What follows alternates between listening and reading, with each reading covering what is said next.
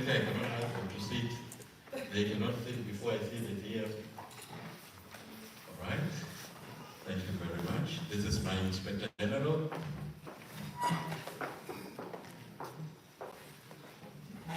Now we've been requested that we may start. We've been given the go-ahead to start. You may be seated, ladies and gentlemen.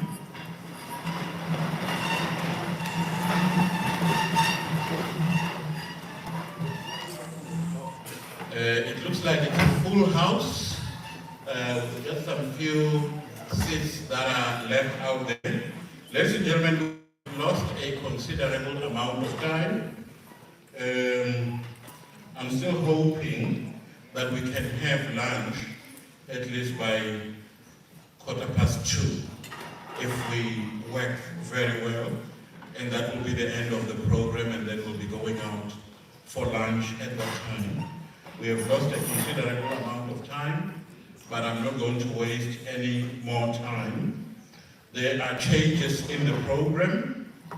The person who's going to do venue conference safety talk is Ms. P. Majeke.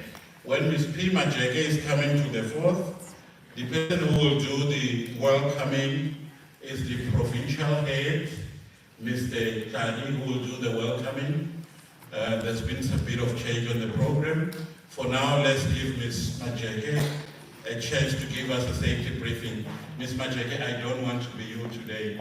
You will be talking to just a few of OHS inspectors and a lot of health and safety professionals that are seated there.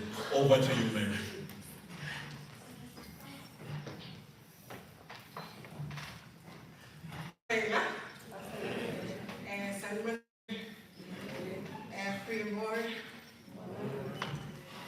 I'm just here to welcome you into our premises.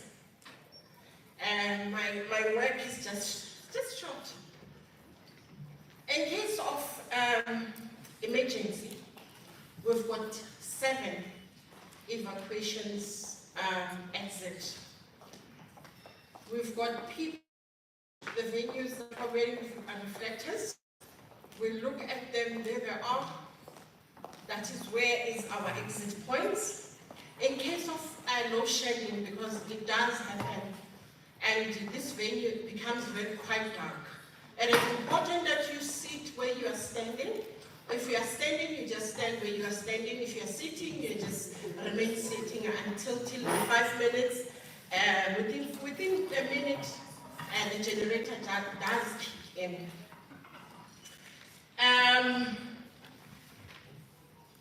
Ladies and gentlemen, as you were drinking tea, we've got this side, we've got ends that are hot. It is important while as we are using our ends, you become quite careful.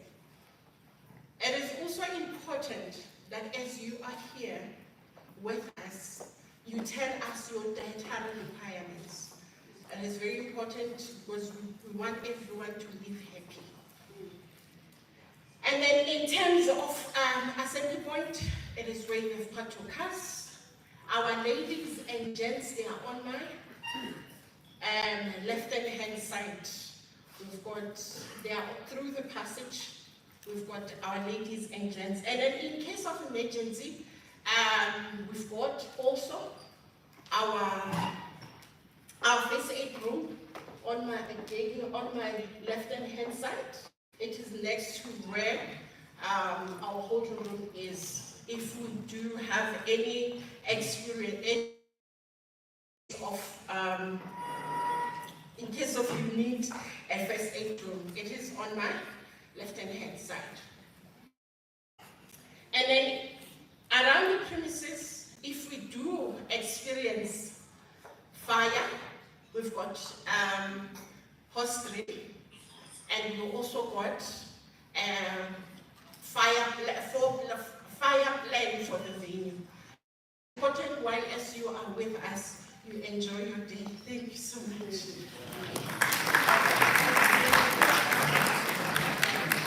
Thank you very much. It's not easy. I know. Ladies and gentlemen, in case of load shedding, we haven't had load shedding in more than 125 days, isn't it? But should it happen and you know you are like me, stand in one position and smile, we will see you. Well, provided you did brush, of course. Because she said it can be quite dark, so I just imagined, hey, you know, you can be as dark as under the bed. No, you must love your melanin as important. Mr. Kladi, are you ready to welcome us? The dogs are still tied. We are afraid of them saying a lot of things. So we want the chief director, provincial head of the province to welcome us. Let's give him a round of applause.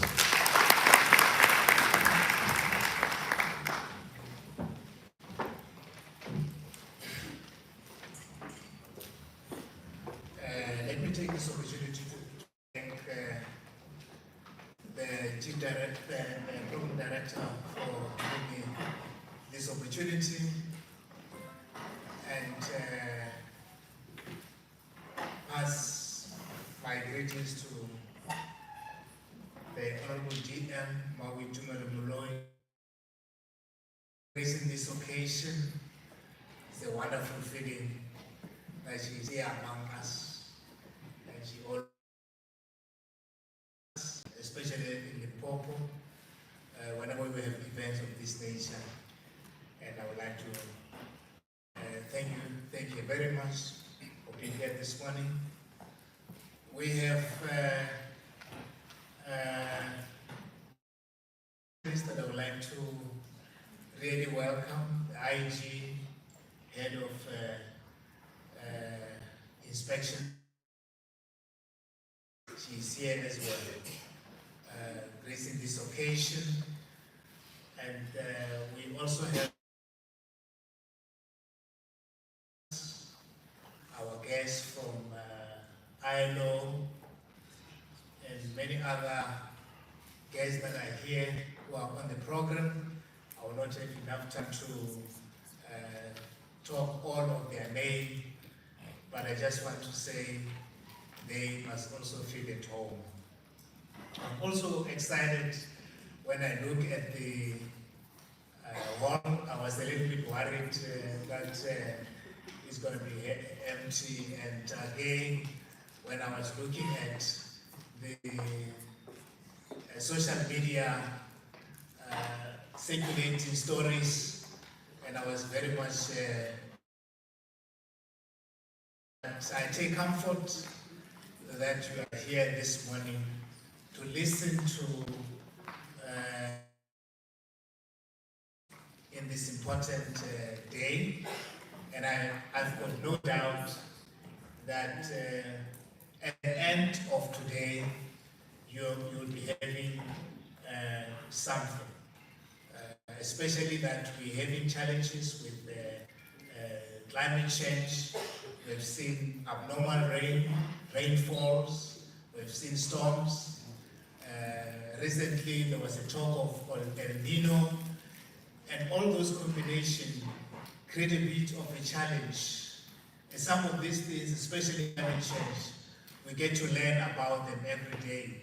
They impact various facets of our life, and we realize that even agriculture and farming, as we focus our attention the last 2 weeks, is no exceptions. I look at media and I've seen how how production was affected by these changes and so on and on. I think we will be traveling some distance to get to grips and understand the impact of this. And I have no doubt that after this session, we have made a contribution in making sure that we understand better. And the more we understand better, we will know how we protect ourselves. I would like particularly to welcome also my colleagues. I've seen Sikipio from Northwest, I've also seen my colleagues, the PCIs from Gauteng, and there could be others coming from other provinces as well. And when I look at, I see that we have farmers who have taken time to come here, also just to hear what is going on. And also most of our colleagues are here, and workers. I just want to say, feel at home. You are welcome, and then enjoy your moment. This is your time. And with those few ways, I would like to thank you.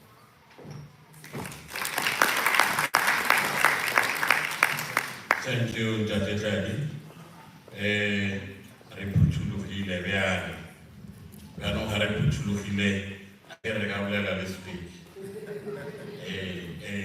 Now that we have been welcomed in our language, we say the dogs are now tied.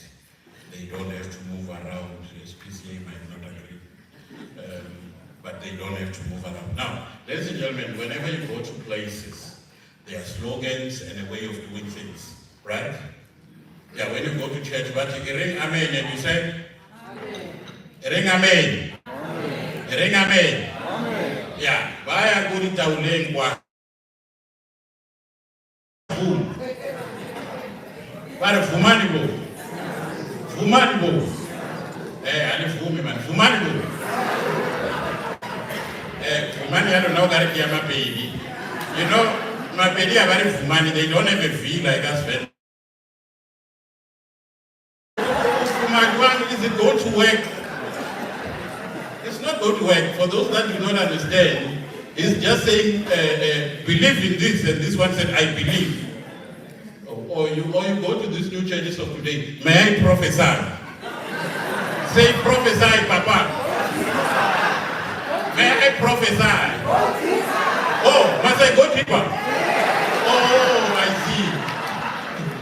But now that we are in health and safety commemoration, when I say health, you say safety. Health? Safety. Health? Safety. When I say safety, you say health. Safety? Health. Safety? Health. You've got it. Give yourself a round of applause.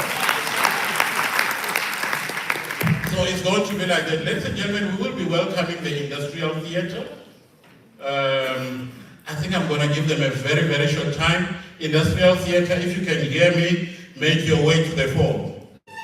If you are there making their way to the fourth, I just have some few dignitaries that I want to acknowledge. The other dignitaries, of course, will be welcomed by those that in our midst. We've got the Compensation Fund board members. We've got Mr. F. Kaba, if you can just wave your hands there so that they can see the chairperson of the board. And then we've got Mr. J. Valemek. You can just give him a round of applause. And we've got Miss N. Zibane. Now, Lady Zibane, there we are. Thank you very much. These are my bosses. They are the ones who give us orders at the Compensation Fund in Occupational Health and Safety. So I must always make sure that I acknowledge them. I'm waiting for the industrial theater as I'm talking for them to come to the fore. Or they will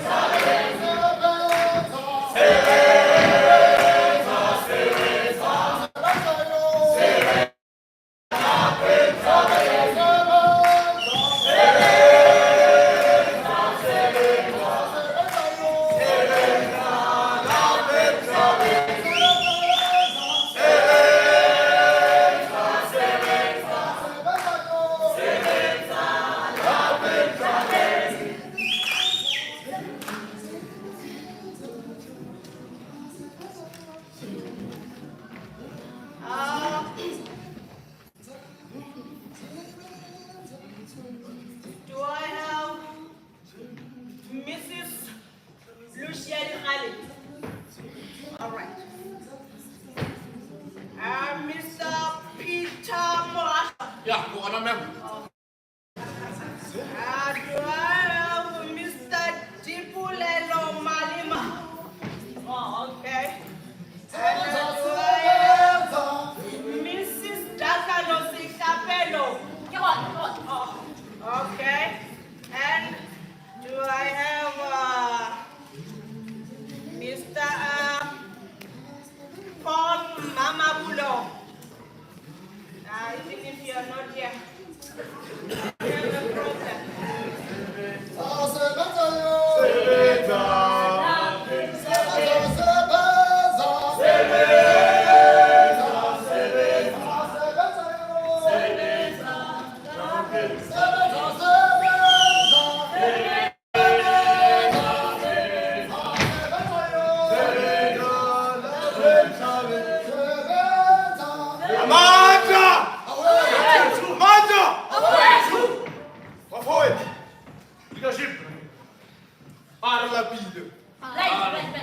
We are sick and tired of these people. Yeah. We keep complaining. And it's like the more we complain, we just keep hitting a rock. And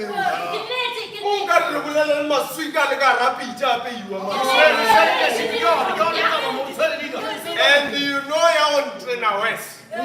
Supervisor, you know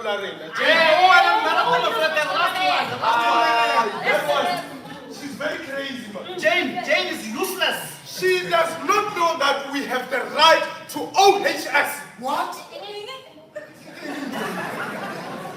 Occupational Health and Safety Act.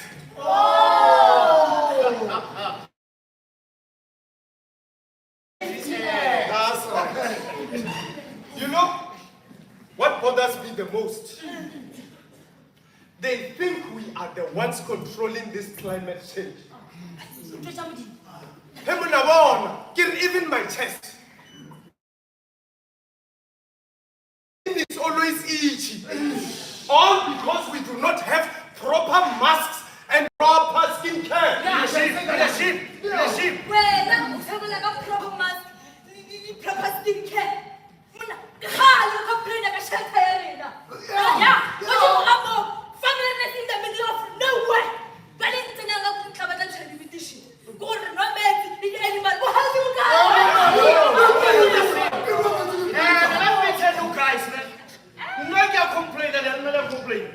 I don't think we're even the DM, given like a deputy minister knows about this.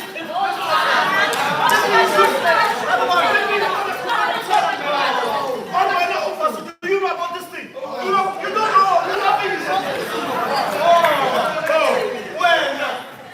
You are talking about Mkulibas. This thing right there, this thing, we always complaining to her, crying to her. But what do you think she takes complaints? She's hiding the answer. But let me tell you something, guys.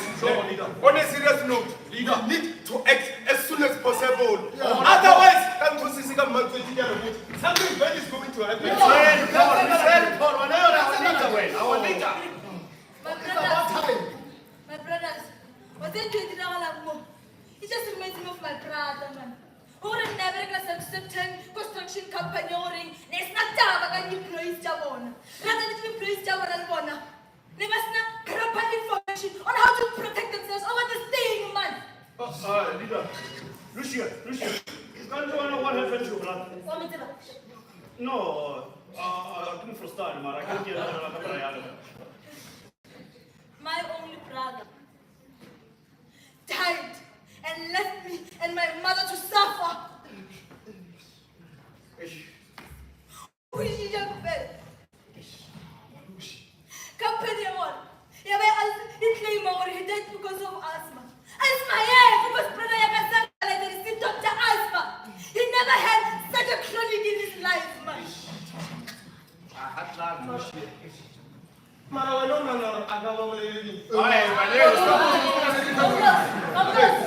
Stop asking answers, no man.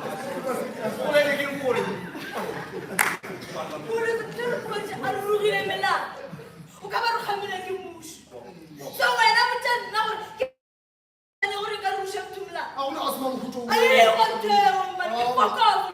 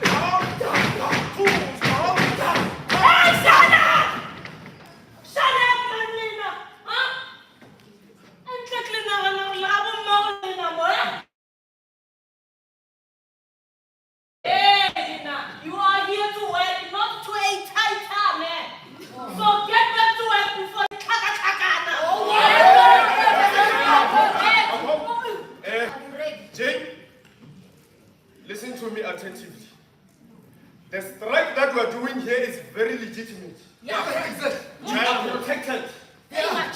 And allow me to emphasize one thing, Gowena, you useless thing. We are not going to do anything until Kulubasi is here. Yes, boss. Emhle wena. Paul. Unangana uSulomani company yakho. Wanamo. I am the supervisor here. Wena saka sihlaku mo. Wena unomshimanyana vela utlomputa nye. There's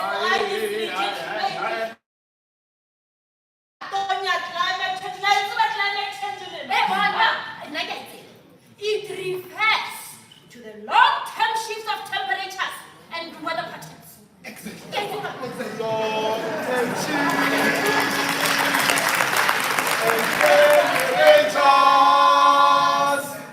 And weather patterns. Yes, it is.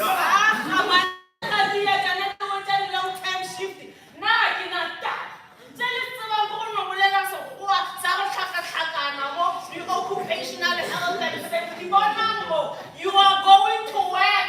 No matter what, you will not get even water.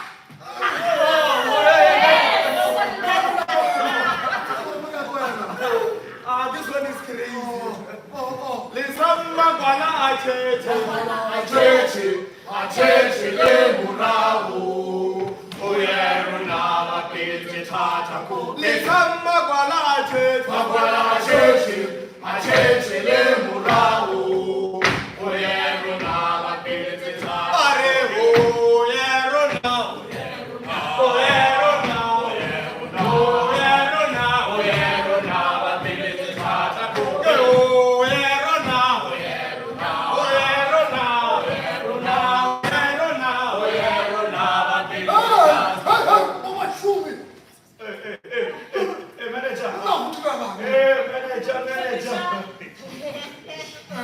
What's going on? What is going on, Mushonicha? Maybe you can not dress up to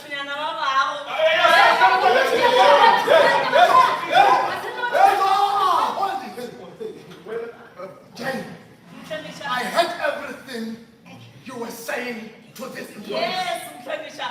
Just And Jane, shut up! And I heard your response to their complaints. Aren't you serious? Hold on, Jane. Jane, you don't have the right to treat employees like you do. Yeah. Yes. Do you know if the Department of Labor can hear about this matter? This farm will just shut down with immediate effect. Say. Hi, Lieutenant. Some of us are not slave queen. Jerry, I'm actually going to Jane, this is what you're going to do right now. Yes, Mushonicha. You are going to set their shelters over there. Yes. Yes. And under those that shelter, please get them clean water. Put it under that shelter. Yeah. Yes. Yes. Yes. Then again, Jane, Yes, Mushonicha. find clean toilets. Put them just next to the shelter for us. Yes. And those toilets must be clean. Very clean. And you must remember that it must have condoms inside. Jane, Don't show just some condoms. Jane, Oh, sorry. Jane. Give them at least 10 water plates. Yes. Yes. Very well that this place is too hot. And heat can cause someone to vomit or to be dizzy. And Pierre, I was not woman there, Palamo, or his salad. It's of course too much. Tomorrow, get them proper PPEs for all temperatures. Yes, Personal protective equipment. After all, James, Yes, Mushonicha. come see me in my office.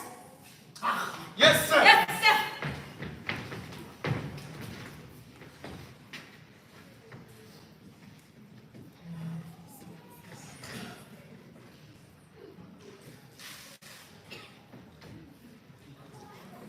are suspended until further notice. Please take all your belongings and leave the premises.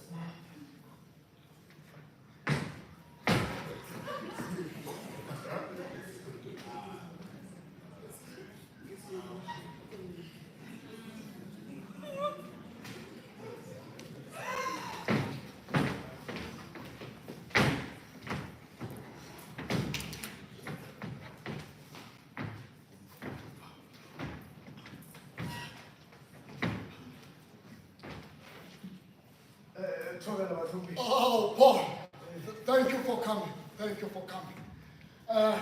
I'm with my fellow manager here. You may have a seat. Paul, can I give you anything to drink? I mean something. Yeah, water, please. Oh, okay. Hey. Yeah.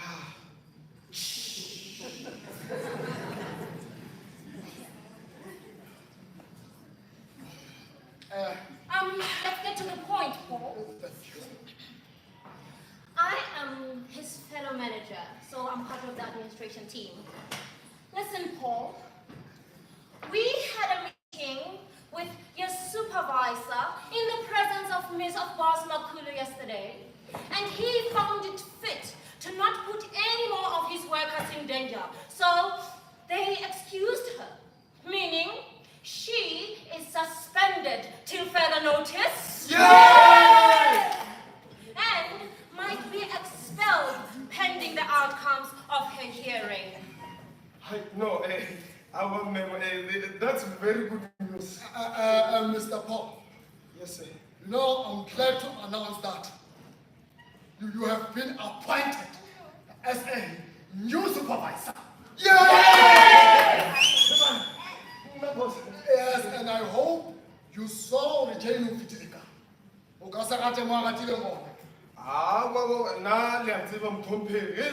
I guess I will just read the song. I know you, man. Well, listen, Paul. Listen. It is the employer and his management's responsibility to protect the workers from any hazards and dangers that may occur at the workplace. So, Paul, listen and listen very carefully now. You have to make it a point that all your workers are wearing their proper protective personal equipment at all times. Did you get that correct? I got that. Good. Now, are we done here? Let's say we song. Yeah, music is very sweet. You are the manager, my boy. Thank you. Thank you. To make it like this one, allow me to start with my first duty Oh, yes. as a supervisor, of course. Can I be kidding me? Can go back for me? Do that, my boy. Do that. Yes. Amanda! Ladies and gentlemen, occupational health and safety is an integral part in managing a business. Whether in agriculture or in construction, Businesses must do risk assessment to find out about the hazards and risks in their places so they can effectively control them. And make sure that you protect the workers at all the times. To protect workers and And save save jobs. Amanda!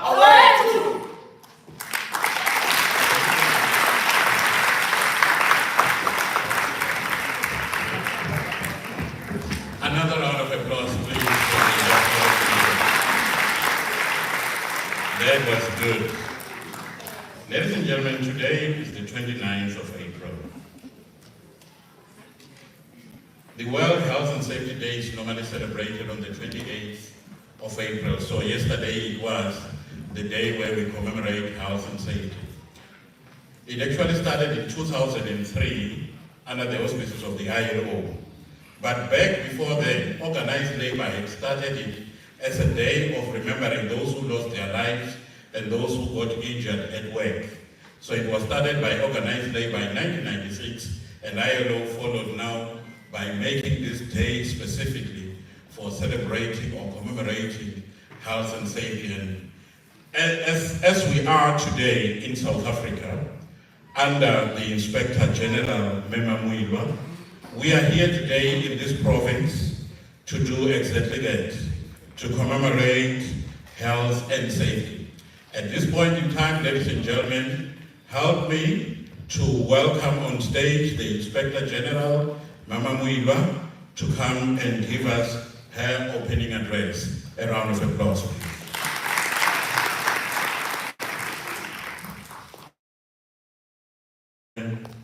Assist the IG, these steps are a bit steep. They are not according to the building regulations.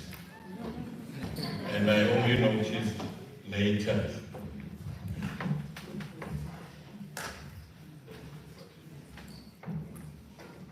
Lord Church Hotel. Bachelor. I went to Venda Mpiko Life. Ibela Bibam Venda Sara.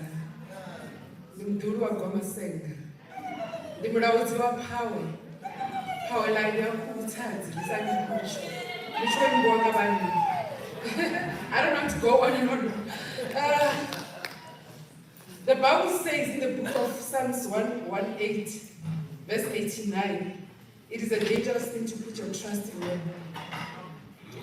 2 men came before me, the program director, the CDPO, the Cladi, and I was then they were going to outline the protocol. They didn't. Because if they done that, I was just going to say, all protocol observed. Now they didn't, I'm going to leave it to the DM. At this point in time, I just want to recognize the presence of, I call it the evergreen, Deputy Minister of Employment and Labour, Honorable Bitumelo Muloyi, and distinguished guests, ladies and gentlemen.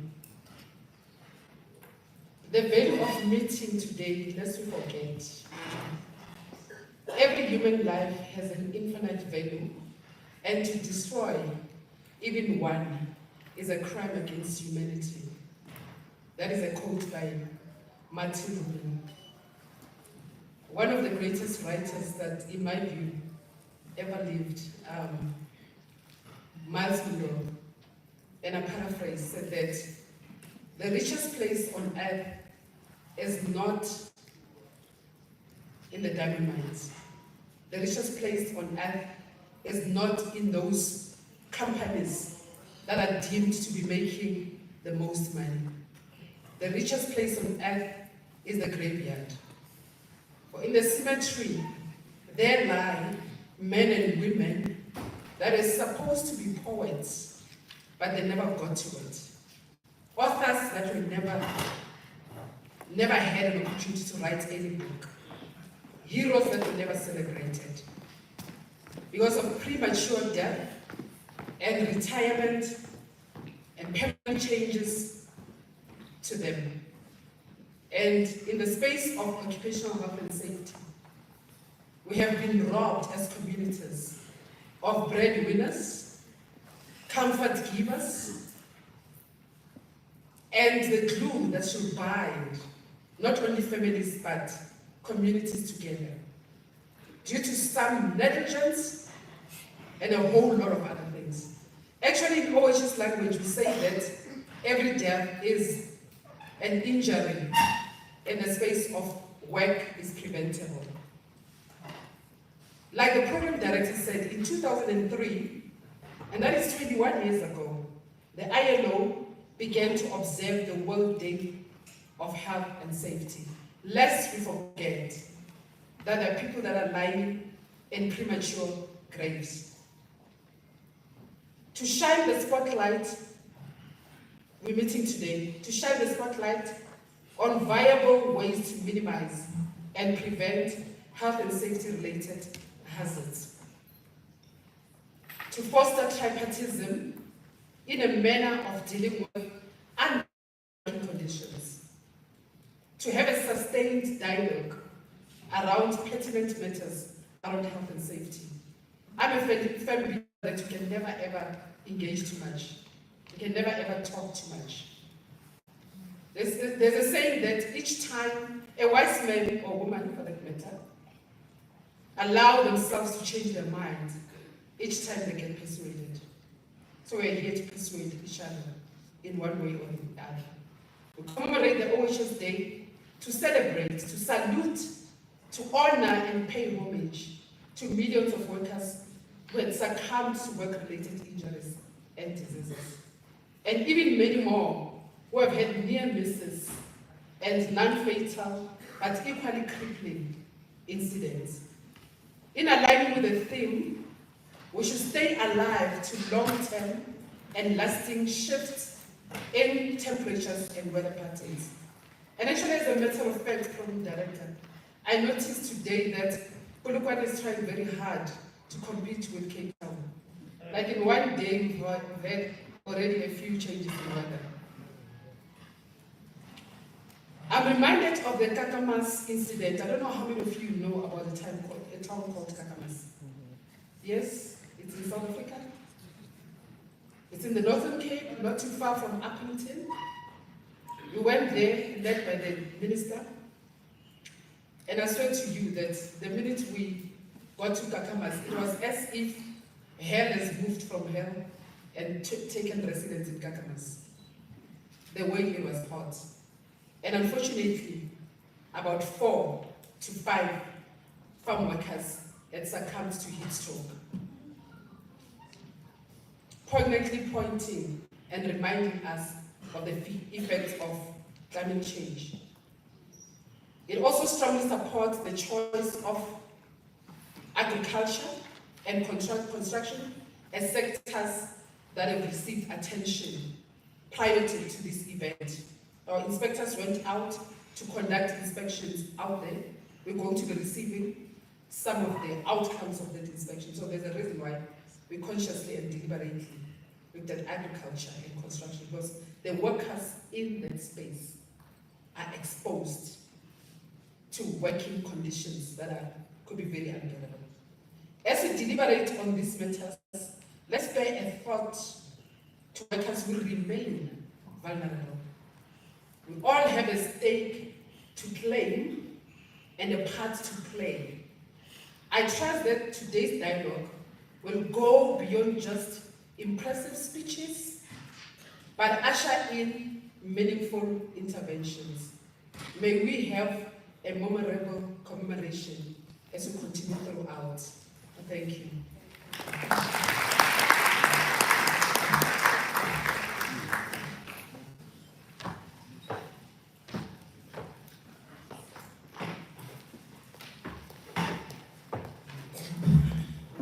The steps this side are a bit high. For those that you know, inspections in construction, we know that the going where your foot lands is supposed to be at least 250 millimeters, and the rise is supposed to be not more than 150 millimeters, so that when you go up, you don't trip and fall. Looks like it's a small detail, but more often people fall on steps because it did not follow the proper specification. I'm saying it because this one is definitely not the correct one, and I'm only picking it up now. So we'll have to assist people to take their steps. Ladies and gentlemen, Limpopo is, it brings back memories to me, because having been employed as an apprentice in 1996 under the Department of, it was called Manpower at the time, at the Annuity House in Johannesburg. 98, I was joining here in Limpopo as a junior inspector. And what is interesting is that, and I was just thinking about it yesterday, when we started here, we were about only 8 OHSs when I started. And the inspectors were focusing mainly on what was known then as Pietersburg, which is the town now here in Polokwane, meaning that all those TBV states, Ovenda, Walebua, Gazankulu, they had never heard of OHS at the time when we started in 96. Yeah. There was only one person from Venda, Omkapoli Godfrey, who was doing OHS in Venda, and he had to join us here. What does that mean? It means that at the time, prior to that time, 96 going back. It means workers would die at a workplace, but it would never be investigated because there was no knowledge. I saw it, I was part of it. We were only 8 of us here when we started. Our building was there at that factory that makes the Vienna Enterprise. Yeah, there was a building called Hafan Kolon. That's where we started. I started there as an inspector. And then if you look at that today, how much we have moved from then having like 8 OHS inspectors. Today, OHS inspectors in Limpopo, we are talking 47. Today we are talking 47. And that day we had, at one stage, we know that the inspectors in the whole country, we were sitting at just about 140, the whole country. That was around 2008 when I joined that office. But today, ladies and gentlemen, we sit at 750. We are going somewhere. Safety. Safety. Health. Safety. Health. So give a round of applause. You've got it. Madam Muna, as you're getting ready to come to the fore, I know you are going to need to do a presentation. Madam Muna is a senior specialist in the occupational hygiene chief directorate. As you're preparing yourself, I'll be doing some protocol. Now I don't have a mic on myself. Now when I move, I cannot talk.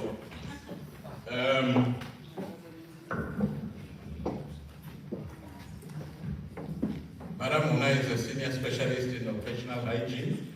She will be making a presentation. But as she will be making this presentation, ladies and gentlemen, I would like to acknowledge now formally in our midst, and I'm going to request our Deputy Minister, Ms. P. Muloyi. Can we give her a round of applause? Ms. P. Muloyi, I'm not buying a face, but this is one political head who has supported IES like no other. In my years of being in IES, I think I can say that having been here for 28 years, I can say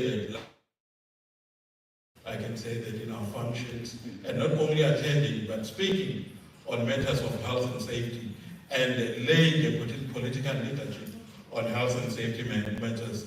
Ma'am, we thank you very much. One more round of applause.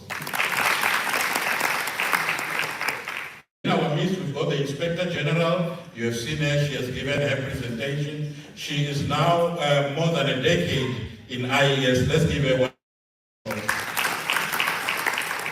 In our midst, we also have the Chief Inspector, Ms. Reiters. Ms. Reiters, if you can just wave, let's give her a round of applause.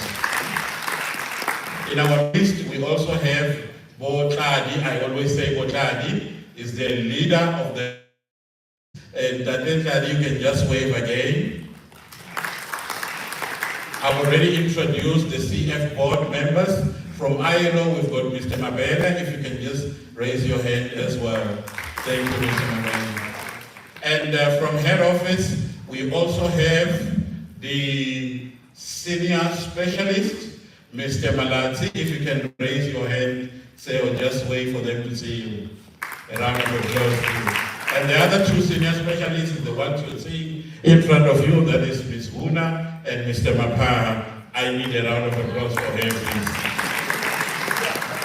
And the provincial chief inspectors that are here, we've got Mr. Sitole from Northwest, if you can just wave. He's called the one in Northwest, and then we also have Advocate Caesar from GP Gauteng Province. And also we've got provincial OHS specialists. I'll just read those that I've seen. Is Mr. Rapela, Mr. Kubeka, Ms. Piniti. Who else have I done? Oh, Mr. Makalo from Free State. As well, we also have head office specialists. There are many. I'll read their names later.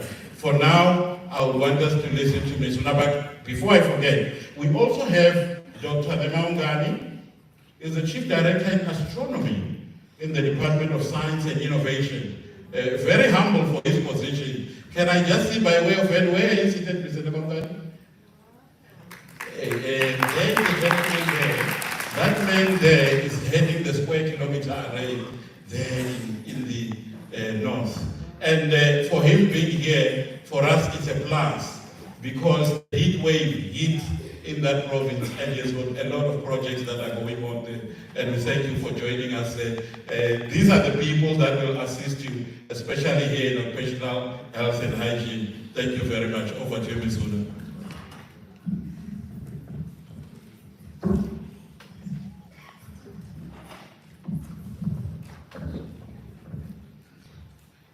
Thanks, Mr. Mapata. Am I audible? Everyone has had breakfast, ne? No. But you'll have lunch. You'll have tea or lunch. If you haven't missed breakfast, you'll have tea, you'll have lunch. But when you are nibbling on something, I just want you at the back of your mind to think about the very first person who started to make sure that you are gonna have something on your plate. So that when you enjoy your meal, you put it into context. Who is this particular individual who made sure that I've got something on my plate? So I'll be talking about the effects of climate change in the world of work. So I'll speak that one. So we know it's not the first time that we've been having heat waves or so on and so forth. There have been projections that have been coming up some time back, and there's been an upward trend in the frequency and intensity of extreme weather events. Because we can think of the KZN floods. You remember the floods in KZN, where the informal workers were affected because their workspace was affected. You can think of the areas where it's extremely hot, whereby temperatures have risen. So people are used to those temperatures. We can talk about areas like Musina, Kakamas, and other areas in South Africa where it's very hot, but these days it gets very hot because weather patterns have changed. And this is because of the rise in global temperatures caused by climate change. So heat has become a stress, become common. Because previously we thought it's only people working with furnaces and so forth. But now think of those workers in those environments, because now these are the issues that need to be addressed, because workers can lose their lives. So if we look at heat stress and decent work, we all have a role to play. So the way we think about how we put preventive measures in the workplace, do we think about heat stress as a risk that needs to be controlled? Because do we think about now the contribution that the workers make on the economy? Because now, having workers being booked off because of the result of exposure, or workers lose their lives, so the negative impact on the economy. If we look at the farmer workers now, it's going to affect the value chain process, because you might have skilled workers that are working there, but now you can't produce the output they are normally produce. Then that individual worker now, if you look at the family level, at the worker at the family level, if the person passes on or has been booked off, and then that person loses income. And we know what happens in the agricultural sector and the construction sector. I'm only lifting those two. There are other sectors that are affected.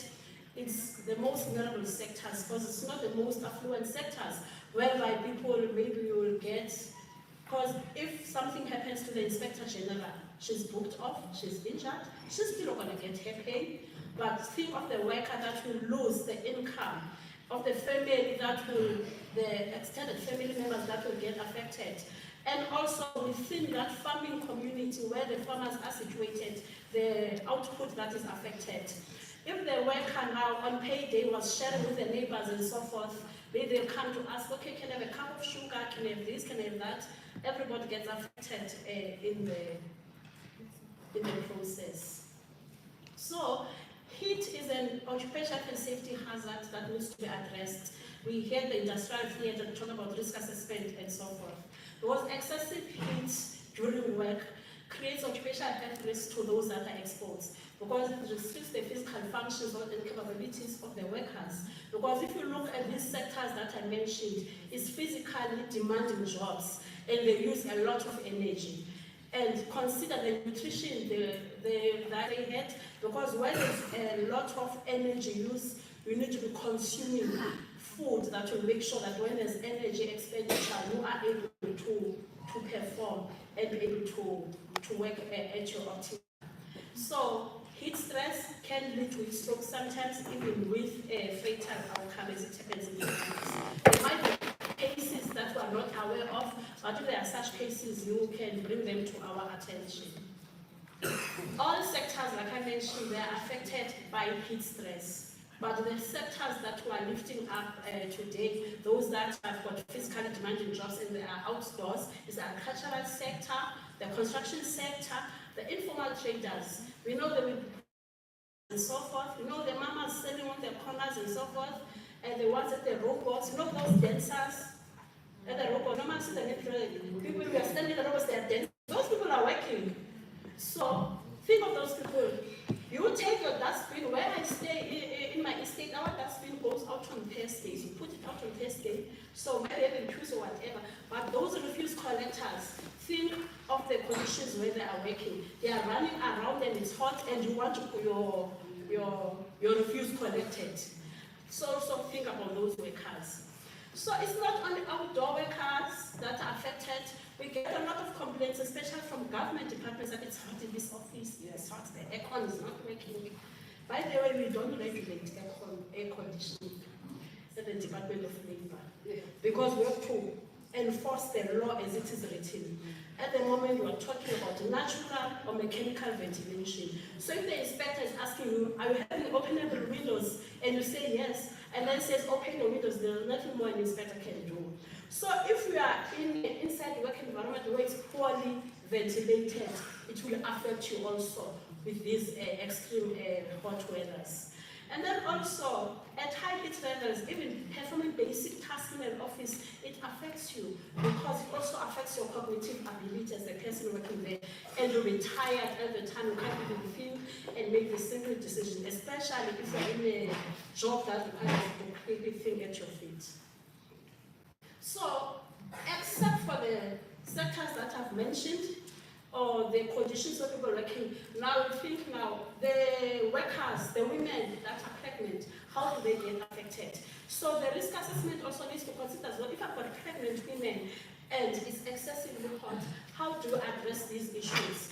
We know we do have child labor that happens, and once of this age 15 to 18 we can be working. So those children, or we have young workers, how do they get catered for in the risk assessment? We know in the agricultural sector, construction sector, people get collected from the take older people, and these people are more at risk. How do they get catered for? Persons with disabilities, how do they get catered for? Persons with comorbidities that may be aggravated by exposure to excessive heat, how do they get catered for? Because we don't want to take a person, the person gets more sick. So the risk assessment is to address all these issues. So failing to address all these issues, there's got financial implications for the company. But at the end of the day, something happens, the compensation fund kicks in. There may be penalties depending on the system that is used by the compensation fund. So in this picture, I will not go much, but it's just showing globally the projected incidence of heat stress worldwide. So you can check how Africa is.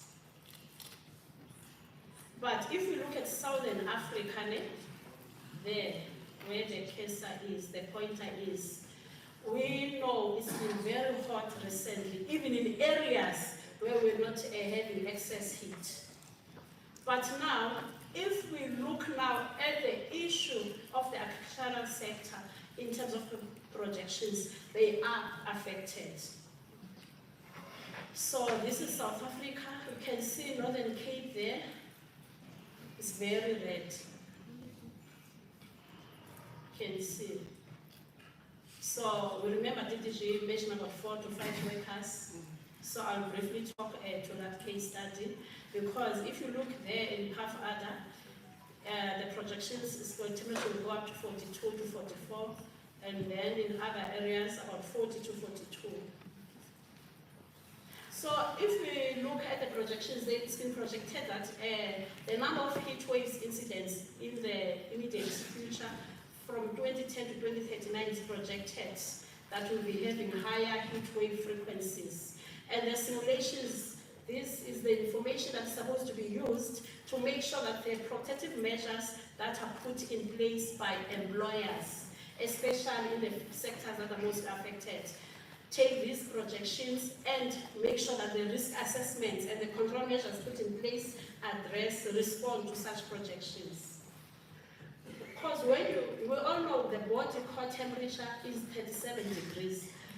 You know when you are feverish and your temperature goes high, you already feel that there's something wrong with you. Imagine now when your temperature, your body core temperature rises and your body is unable to respond.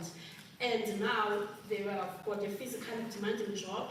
And also you've got, because there's a belief in some sectors, I'll talk about the area that we visited, we found them wearing balaclavas, we found them wearing tracksuits, then they put skirts, they're trying to cover everything.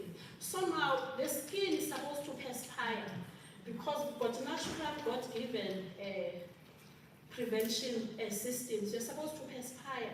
But now if you are covering everything, you are adding on to the problem that is happening because you need cooler clothing when it's very hot. You know, was at night you even want to use a sheet only. Now during the day you want to wear a tracksuit, a skirt, a balaclava.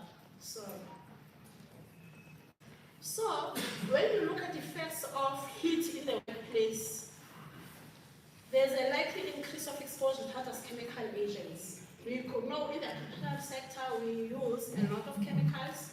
They are required in the value chain process. So there's a risk of quick evaporation of those chemicals, and it increases now the risk of inhalation and might increase cause that workers have chemical poisoning.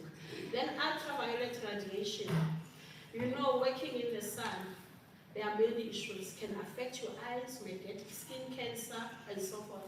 We have all contributed to this because they also less pinned because of all of us. So workers sometimes are unknowingly faced with these hazards. And these are the issues that they need to be informed about, and the employer needs to indicate to them, you need to make sure that you protect yourself, and this is what we are giving you to protect yourselves. So I will skip this slide. I just want to quickly talk about Kakamas.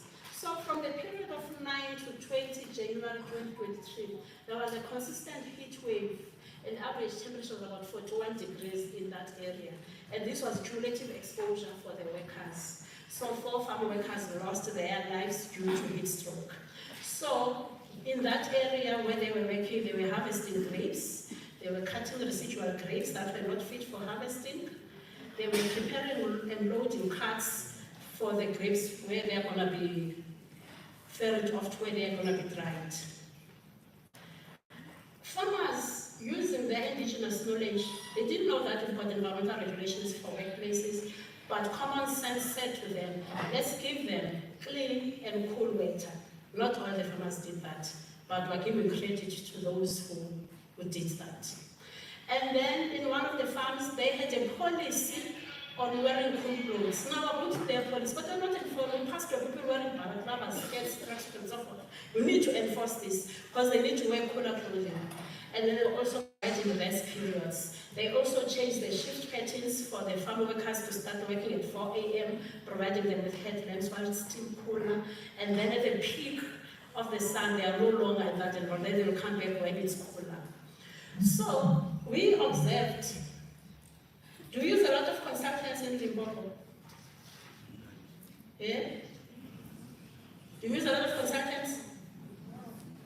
Oh, you're saying no, it's good then, if you're not using a lot of consultants. We picked up that across all the farms that we visited, they had one risk assessment. It was Mutumelo Murtere, Ebi Murtere, Mili Murtere, Malazi Murtere. When you check, you go farm A, farm B, farm C. Some of the activities are different, but everything that has been recommended is the same. A risk assessment needs to be workplace specific. They were using one consultant, so the consultant, I'm presuming, was sitting in their office and just typing, changing. Okay, it's Mitumelo now. Maybe. Just sending invoices and emailing the risk assessment. Ask the farmer about this risk assessment, they don't even know what is entailing. So the workers were also wearing, like I indicated, imperious non-venting and non-sweating wears, because the farm workers believe that they need to cover themselves. And there was labor-intensive work that was being conducted. But now, there's a river separating these farms. On the other side of the river, they're trying to do things the good way. But on the other side of the river, they were working directly in the sun. Even Warren was sick when I was even afraid maybe I'm going to come back now with a case also. Now, not all farm workers also had access to drinking water. We even asked the farmer, open this tank, we want to see the water coming. The water was dirty. Then how do you expect the farm workers to be drinking that water? Because the water must be clean that is provided to the workers. They need that water to hydrate themselves. The other problem, there was no prompt emergency response, because when the workers collapsed, emergency services were called, but the farmers ended up ferrying the workers themselves. We know that area is grapes and everything, but even look at the complexion. You know that face of weekend and Monday. Where is the elite? I won't say we say before, that's why we are told possible use. Because with alcohol and working in the sun, it is a problem. Because you already having something in your body. Doesn't matter if you didn't drink on Sunday or drank on Saturday. But now working in the sun is bringing another complexity. So, summarizing what happened in Northern Cape, there was high temperature there, and it led to heat-related illness. Then the clothes they were wearing, they were impervious, balaclavas and everything. Other people were taking medication because others had high blood pressure. So you can imagine working in that condition. So it leads to heat-related stress. And then also, if temperatures change, in that area we assume that they are acclimatized. But now if the cumulative exposure, it also causes another complexity. Then if there was also previous heat-related illnesses, it's also another complexity. And also the physical exertion of the work that was done. And then we did give them recommendations so that all of them benefit from it, and they need to provide adequate rest breaks, prefer under shaded or in cool rest areas. Also, for those workers that can use mechanical aids, because they were lifting crates themselves, can use a forklift to do that, so to reduce the physical exertion. And then to minimize physical stress. And also looking at reflective clothing that will make sure that at least they're able to perspire and provide headgear where the heat gain is mostly by radiation. And also to cover, you know, those caps will even cover your neck. I mean, simple things that you can even buy from the flea market. Then also employers needed to make sure that they provide sufficient clean drinking water. The key word is clean, not the dirty water. But there was one farm that had even insulated the tanks and the water was very cool, but it was also clean. Also, adequate supervision. We know by nature, cannot supervise, we take shortcuts and so forth. So supervisors also need to do their work. Make sure that you're supposed to take a break now, take a break. Even looking at rotation of the workers and also drinking sufficient water. And also look at coordination for emergency response. So I will skip this because Mr. Mapaha is already standing there. I just want to lift two things. Our NDB outcome tool looks at long and healthy life for our citizens. And then also if we look at Agenda 2063, we look at healthy and well-nourished citizens, and also stage 3 on good health. So looking at heat stroke now, and also looking at this sector is full of migrant laborers. And also, sometimes there's a lot of women and also young workers. These issues become a huge concern because this group of workers need to be protected. if you look at our NDB outcome 4 and also Agenda Ministry 2, Aspiration 4 and also SDG 8, looking at decent work. Now, if these issues are not addressed, how does it respond to decent work?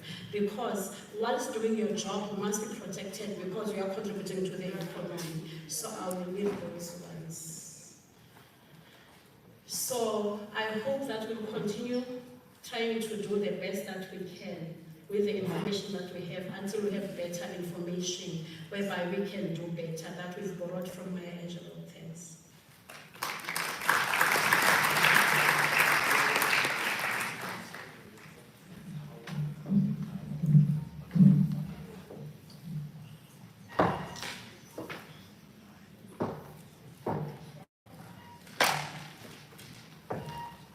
My apologies, Ms. Guna. Is it possible that we can get the presentation, Ms. Guna, on our website? Yes, because the information that is here is needed by delegates. We will make sure that this presentation is available for you. Ladies and gentlemen, can we give her a round of applause, please? My apologies again, Ms. Una. There were speakers that had declined coming and now have suddenly confirmed that they're coming. And we are a little bit in trouble. That are not sitting where there are tables to occupy chairs that are empty. There are chairs that are empty. We have already exceeded the number 400. And that, so in government, they count chairs. So if you are sitting at the back, there's no table, you are not one of our inspectors, come and occupy some of the chairs that are here. We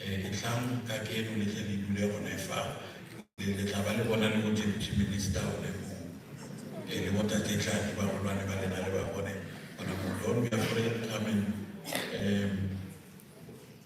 take those open chairs that you see here and there. The ushers will be leading you, Ms. Reuters, as you are coming to the fore to give your address. Are you going to need a laptop? Okay. All right. Okay, you can come, ma'am, as they are coming.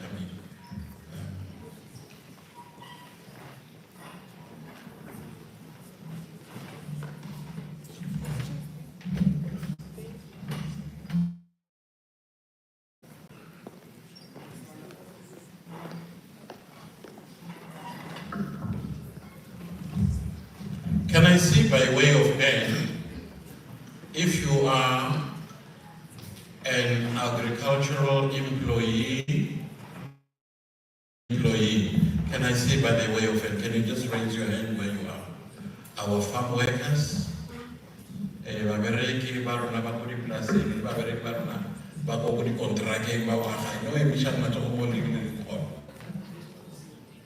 those are our special of today. Can we give them a round of applause?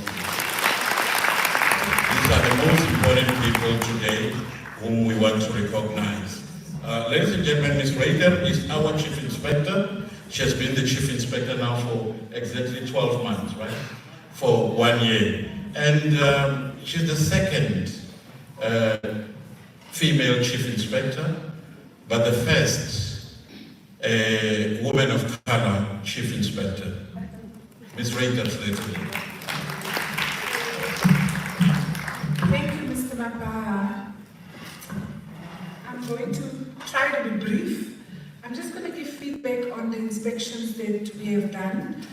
This is not only a provincial event for Limpopo, but we did inspections throughout the country as part of the 30th celebration of democracy, but also as part of commemorating the World Day for Health and Safety. So we did inspections, what we call high impact inspections, the week of the 22nd until the 26th of April. So the stats that I'll be presenting is up to Thursday On Friday, we were still doing inspections. And kindly note that we will be doing a second blitz in the agricultural sector in the month of May, because it is a priority for us. I'm not going to do the index. I'm not even going to talk to the introduction because we have spoken about it, but it's just important to note that the team is impact of climate change for occupational safety and health, and as indicated by Ms. Huna, as well as the Inspector General. So, why do we do these high impact inspections? It is to increase awareness. As the Inspection and Enforcement Services branch, we have mainly 3 pillars, and that is to do advocacy. And advocacy is one of the reasons why we are here. It's part of what we do, but also we do capacity building. So we can lump together our advocacy and capacity building. I believe that when you're going to leave here, you would have learned something. Then also heightened visibility, but also improve compliance levels. Once we go to do an inspection and we give you 30 days, 60 days, whatever amount of time we do give, is to make sure that you do comply, but not also comply for a particular period of time, but that you sustain compliance.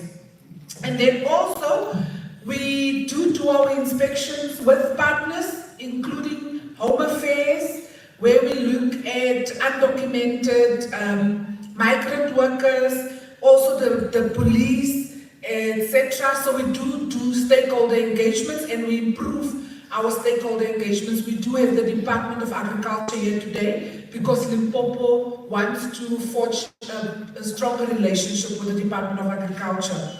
And also explore areas of cooperation between us as the different stakeholders. So the following provinces participated in the Blitz: the Western Cape, the Eastern Cape, KZN, Limpopo, because they are the host, they've done the Blitz over 2 weeks. So they've done an additional week of the Blitz. And the other provinces only did last week. Mpumalanga, Free State, and Northwest. So Eastern Cape did participate in the Blitz. There is, however, some information outstanding when it comes to services, but they did submit information. The Northern Cape and Gauteng did not participate in the Blitz. They will do a follow-up Blitz in this particular month of May. Then, this is just an indication of the sectors that was done. You can see that the Western Cape, Eastern Cape, KZN, as well as Limpopo, did both agriculture and construction. The rest of the other provinces only did agriculture because we did give an option to provinces to really focus on agriculture, but also to do construction. And this is because we have developed a tool, Ms. Huna and the team developed a tool where the inspectors will be focusing on climate change related matters. So there will be seminars that will be taking place in the month of May in the provinces. I'll indicate the provinces towards the end, where there will be agri-seminars where the tool that was designed, they will be speaking to climate change. So we will have an overflow of this particular event going to the different provinces in the month of May. So this is just to give you an indication of the inspections that was done. You can see that Limpopo did the most inspections. Thank you to the host, they really stretched themselves. We can give them a round of applause.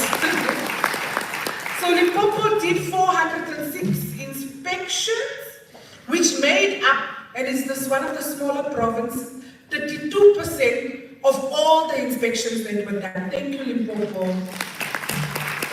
You can then also just see in the different slides, the different colors, like KwaZulu-Natal did 6%, Western Cape 20%, Eastern Cape Northwest 6%, the Free State did 7%, etc. etc. So you can see in the slide, this is how we make up the 1,266 inspections. Then, of the 1,266 inspections that were done up until last week, Thursday, 805 employers were found to be compliant.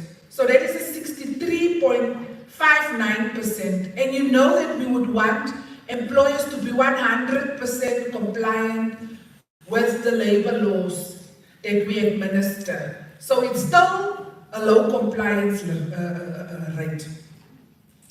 This is just a breakdown of the compliance. As you can see, in the Eastern Cape, there was 20 that were non-compliant out of the total amount that was done. And then in the Western Cape, out of the 246 inspections that was done last week, we found that 93 was non-compliant and 153 was compliant. In KwaZulu-Natal, where they have done 71 inspections, 38, which is the host province, they did 406 inspections and 157 employers were non-compliant and 249 were compliant. In Mpumalanga, they did 257, also where Mpumalanga in 4 days, they were able to do 257 inspections, and clap for them is one. They did also quite a big number for 4 days. So you can see with the Mpumalanga, 76 of those employers were non-compliant. In the Free State, they did 93. 36 employers were non-compliant. Northwest did 79, 28 was non-compliant. So that makes up the 63%. So as you can see, we found 170 to be compliant, and it just makes up that amount. This is just aspects related to non-compliance. In the interest of time, I'm not going to go through it. What is important is the next slide, which is related to the legal instrument served. So during this almost 2 weeks, because Limpopo did an extra week, a total of 447 enforcement instruments were served. We issued 9 prohibition notices, and you know when we issue a prohibition, we can prohibit a whole organization, we can prohibit a specific task, we can prohibit the utilization of machinery, etc. So 9 prohibition notices was issued during this time. Improvement notices, 14. Contravention notices are significant. 286 was issued, and our inspectors are going to follow up after 60 days to ensure that the employer does comply. Then compliance orders, this is related to all our other legislation that is not OHS, was 138. And as I've indicated, the Eastern Cape information is outstanding. They're going to submit today, so the numbers for this is going to change. Then this is just highlights of the areas of non-compliance. You can see there were no staking approvals in place, and items stacked on top of each other, and we know what are the hazards associated with stacking, and you know that in farming they stack. So there was those challenges. Employees not provided with PPE, the adequate PPE. Adequate is very important because you can give a PPE, which can be a mask, but if it is not the correct, it must be a respirator, then it's not adequate. Safety data sheets for hazardous chemical agents not in place. No training to employers provided where they're exposed to asbestos. There's asbestos on some of these farms, and this construction area farms, and they don't have inventories. There is an identification and risk assessment not done. And this is very important to have a hazard identification and risk assessment. Incidents not recorded and investigated within 7 days. So when somebody has gotten injured or an incident has occurred, they are not recorded.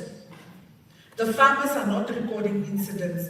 And then also, they don't measure exposure to hazardous chemical agents. So the workers are working, but they are not measuring to see if they are exposed to high levels of hazardous chemical agents, which can lead to all sorts of occupational diseases.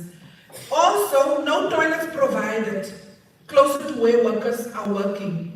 And this is a key issue that we've seen in the agricultural sector, that workers are working and there's no toilets. They have to go and relieve themselves in the bushes. Females and males, be it whatever you're doing, we call it number one, number two, they must relieve themselves in the bushes. And it's so inhumane. And we found it in all provinces where they don't provide proper ablution facilities.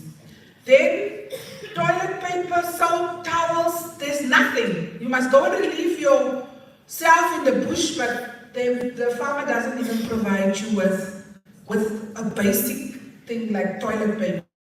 Then there's issues related to noise exposure, asbestos exposure, also certificate of conformity for gas installations not in place. This is also very dangerous. So you can see that there's a lot of non-compliance in the agricultural sector, and this is nationally.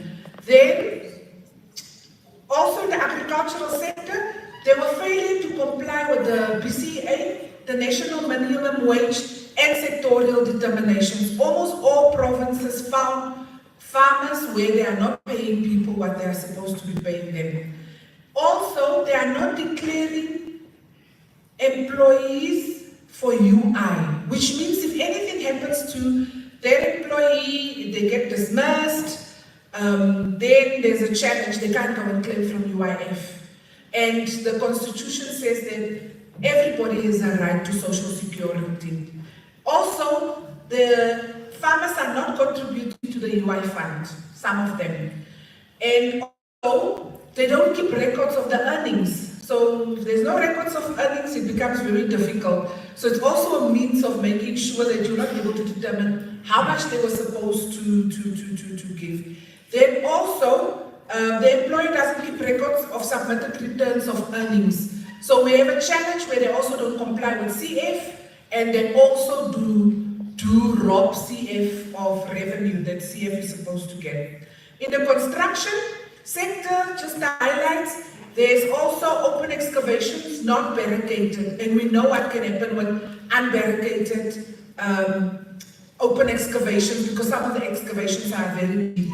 Risk assessments, it cuts across. First aid boxes not provided, poor housekeeping, no designated person responsible for fall protection. Also, excessive noise, no medical surveillance. So the list goes on of non-compliance in the construction sector.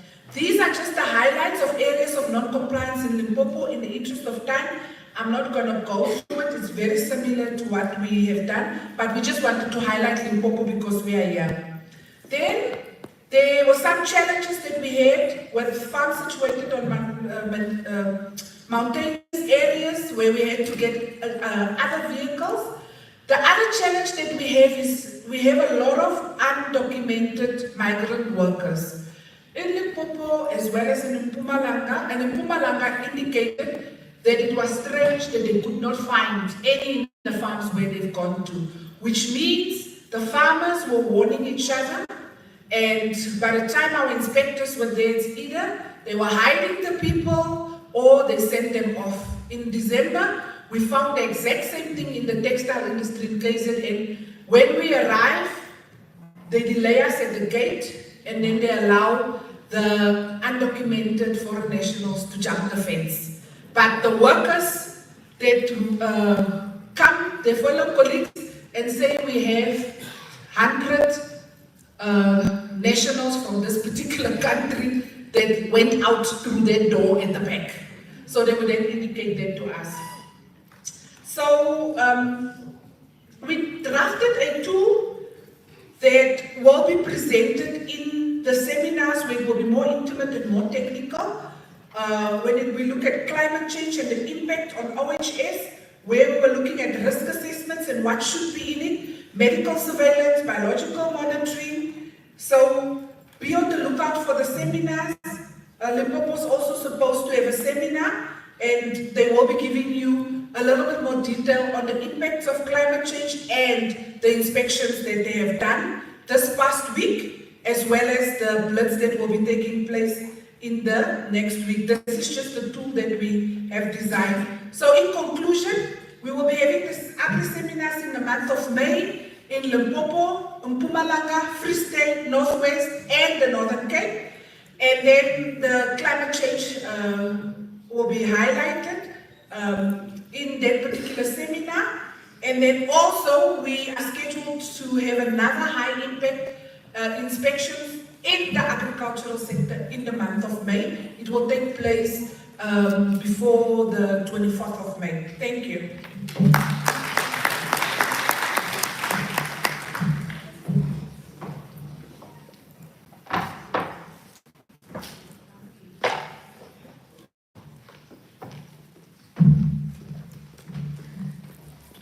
She said to me, "Dankie, say brother Afrikaans." And what do I say when they say dankie? How do you respond to it? Oh, bless you. All right, ladies and gentlemen, you remember when we started, I relayed the story of myself in the plane to Northern Cape. You remember when me and Mrs. Nell grabbed each other? I think it has happened. Let me prove it to you. Who is here by mistake who was supposed to be in the function of rural development? Just raise your hand. Yeah, do you see? There. There's one. Say, this is Department of Labor, Rural Development are looking for you. Can I see another one? No, they came complaining that we've taken their audience, but it's only one. It's only that gentleman. My apologies, sir. At the registration, they should have indicated. Can I see the other if you've got? No. No, you don't. It's government, or you can remain here. It's only one. You know, some of the speakers are needed that side. So they got lost, but it's only one person. Numbers we have well exceeded, and trust me, working in government is very interesting. If you have exceeded, you answer. If you did not reach the target, you answer. So one way or another, me and administrators, we are going to answer. I'm going to short-circuit our program quickly. Can I request a representative of business to quickly come to the fore and render her item? Names were changed on the program. It's no longer the name that I was given to. If you can come to the fore, ma'am. The name on the program is not the one that I was given. So I would rather not say, but a representative of business, if you can come, ma'am, yes. You know I'm referring to you. My apologies for that. I'll quickly get my notes. Names were changed late after. My apologies for that. Names were changed. I was told that there's a lady called Matete coming. And I was going to tell her that I'm wishing. Now, it's not going to work. It's not going to work. We have Ms. D. Ramosa, who's a representative of business. Thank you. Over to you.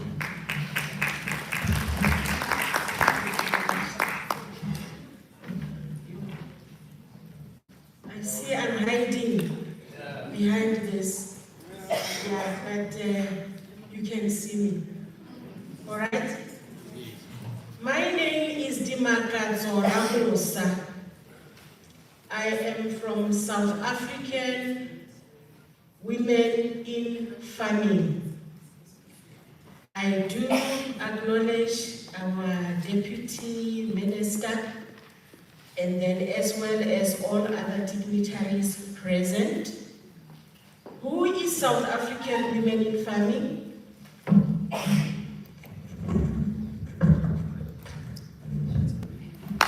you very much. Can you still hear me? Okay. We are farmers, women farmers. We are a national organization.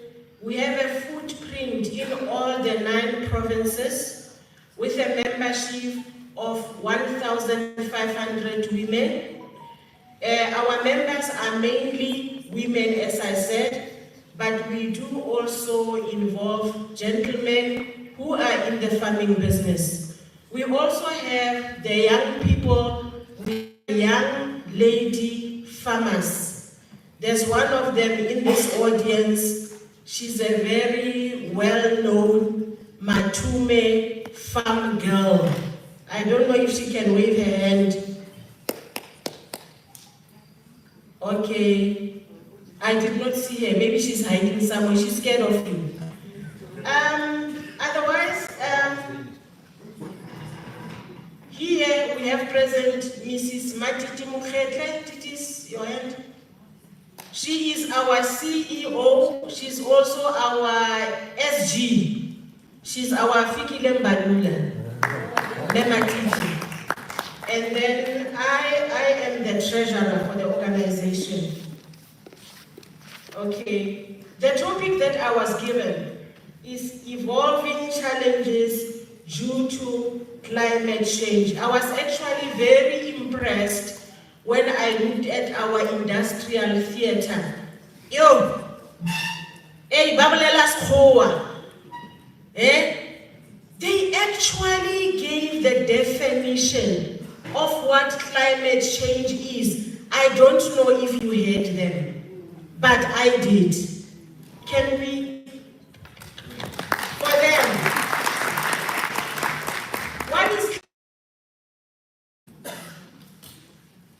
climate change? Refers to the long-term shifts in temperatures and weather patterns.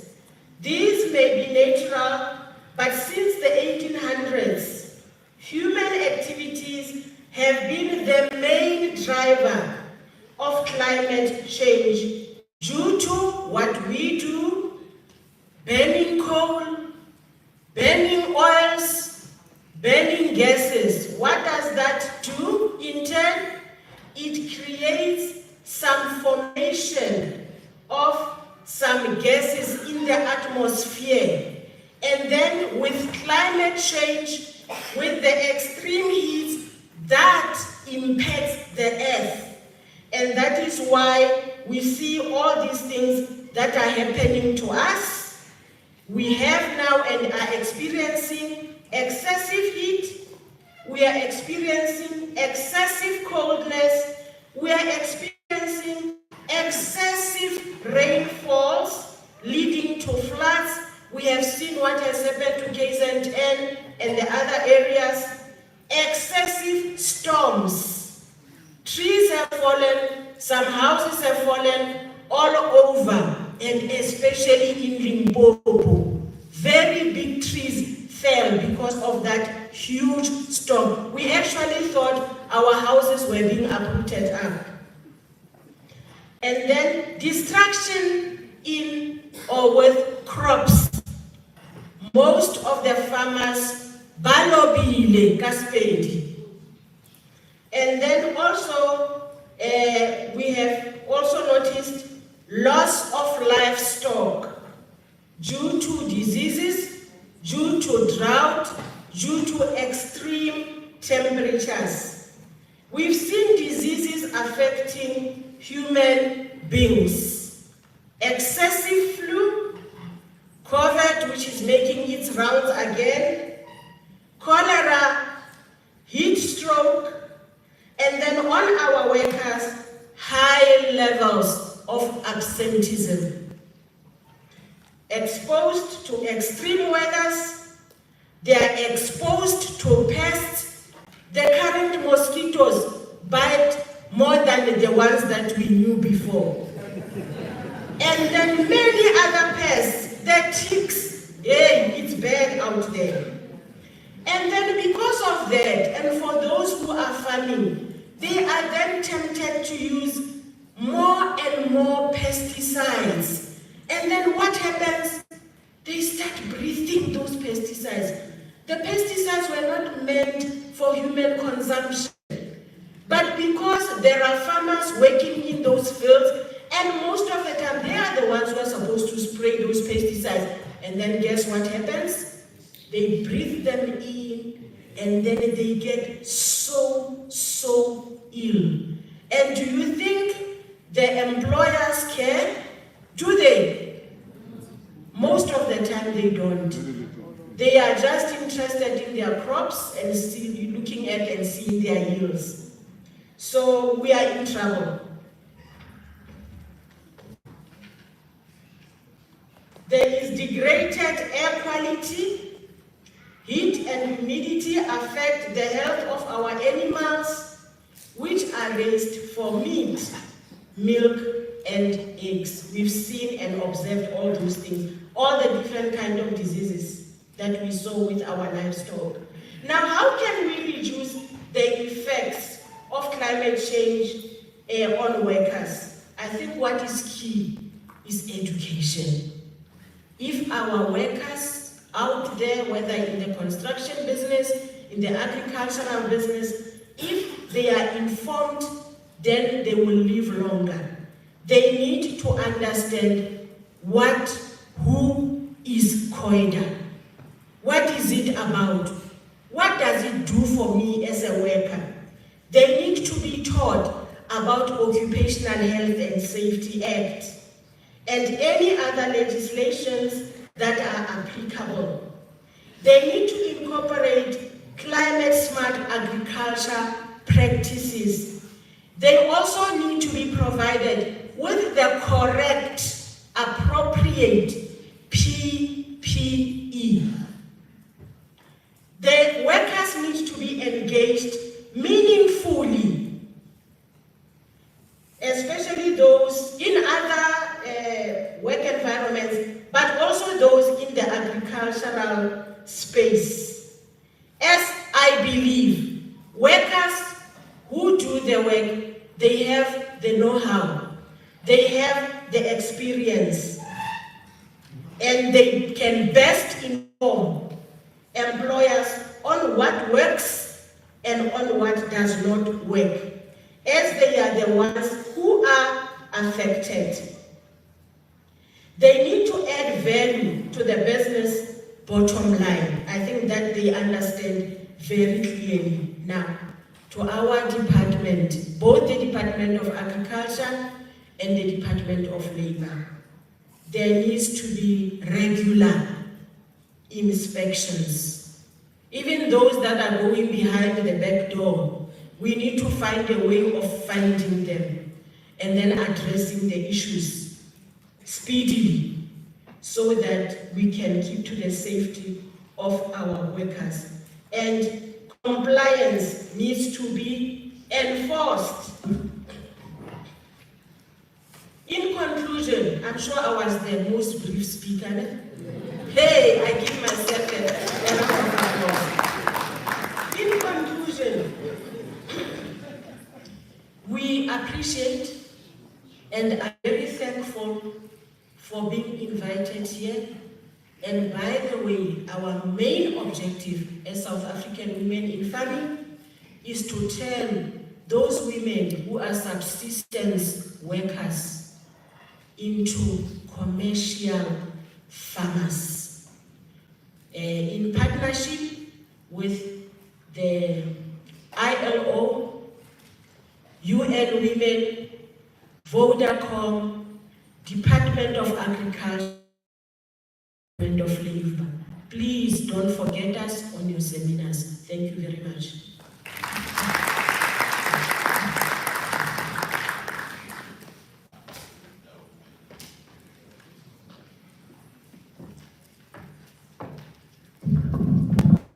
Round of applause, please. very much. Can I see by way of hand employers in the construction or agricultural sector? Just raise your hand. I will acknowledge everyone. I see. Now raise your hand. Don't be afraid. Employers in the agriculture and construction, raise your hand. Now, did you know as an employer that you don't have to wait for the Department of Labor to come and conduct inspection? You can call them to come and give you a presentation on what is expected from you as an employer. It's called advocacy. So inspections is not where we start. We start by the advocacy part, the learning part, where we talk to your workers, we talk to yourself. Inspection is the second aspect. There will even be no need of inspection if during advocacy you decide to comply and engage an inspector. We were supposed to end on advocacy and inspection, but sometimes we are forced to do enforcement. But I'll always repeat, the Department of Employment and Labor is not a traffic officer standing behind the bush aiming to catch you. You know, that philosophy of a traffic officer behind the bush aiming to catch you, I don't think it's working. Do you know why? I don't know, I've seen it with myself. Because when I go where I know there is that one standing behind the bush, what do I do? And then when I realize it's not around, what do I do? I see who do that, I don't. But you understand, because we are learning not to comply, but to rather look out for those who are enforcing. And that was not the intention.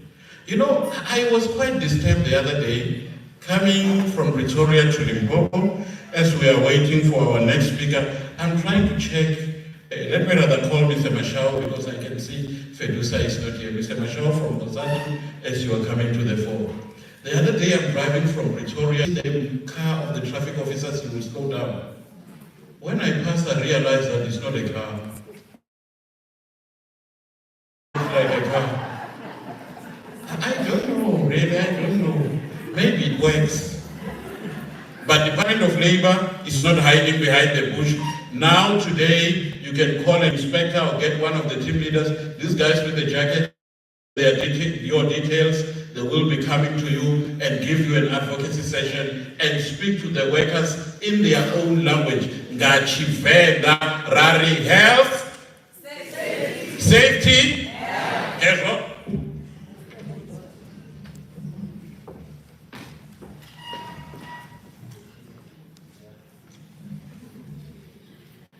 Thanks very much, Program Director, Mr. Mopala.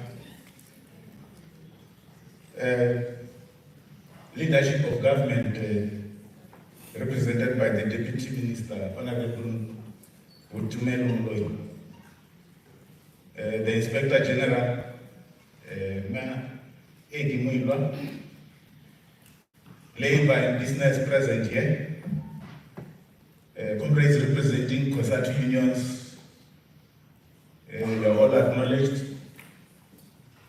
Most importantly, the workers who are here, some of whom keep us safe. Colleagues, comrades, and friends. We want to thank the department for inviting COSATU to join you in this important occasion today. We value every opportunity to highlight the importance of ensuring that all workers are able to work in a safe environment. The health and safety of workers and working class communities is under severe strain as climate change gathers momentum. Not only must we accelerate interventions to mitigate the effects of climate change and arrest the causes, we must also intensify our efforts to protect the health and lives of workers. So before we deal with the main topic of the day, which is climate change, as we were requested to address, that COSATU and the trade union movement, safe environment, Today, that right is codified under the Occupational Health and Safety Act, which provides clear guidelines to assert this right. Yet, all too often, employers choose to ignore and undermine it, with few being held accountable. We have all too often seen owners of clothing factories lock workers up, many tragically dying in fires and unable to escape from those fires. Each week, at least one mine worker dies at work and one police officer is killed in the line of duty. The Department of Employment and Labor worked with COSATU and business to strengthen the OSA in 2016 at NEDLAC. 8 years later, the department has still to table this important legislative amendment at Parliament that will guarantee workers the right to refuse to do dangerous work. So beyond the enforcement, beyond the inspections, we should have legislation allowing workers refusing to do dangerous work where they are not protected. This is despite that COSATU has repeatedly reminded that this bill needs a passage through Parliament. We believe that as the 7th administration takes over, this must be one of the bills that must be prioritized. The Department of Mineral Resources and Energy tabled progressive amendments to the Mine Health and Safety Act at NEDLAC in 2016. Again, 8 years later, we are still waiting for government to simply press the assent button on their laptop for that progressive bill to be sent to Parliament. Again, COSATU has repeatedly reminded the department. Parliament has passed our overall criminal legislation in 2021 to help tackle the scourge of gender-based violence and sexual harassment in the workplace. It is critical that the Department of Labor put in place mechanisms to ensure that workplaces train their staff on their rights and responsibility under these progressive laws, including the prohibition of hiring convicted sex offenders in positions of authority and requiring any persons aware of instances of gender-based violence taking place to report this to law authority. Coming to the issue of climate change, which is Program Director, we believe that it is a real threat to workers, their families, communities, and the economy.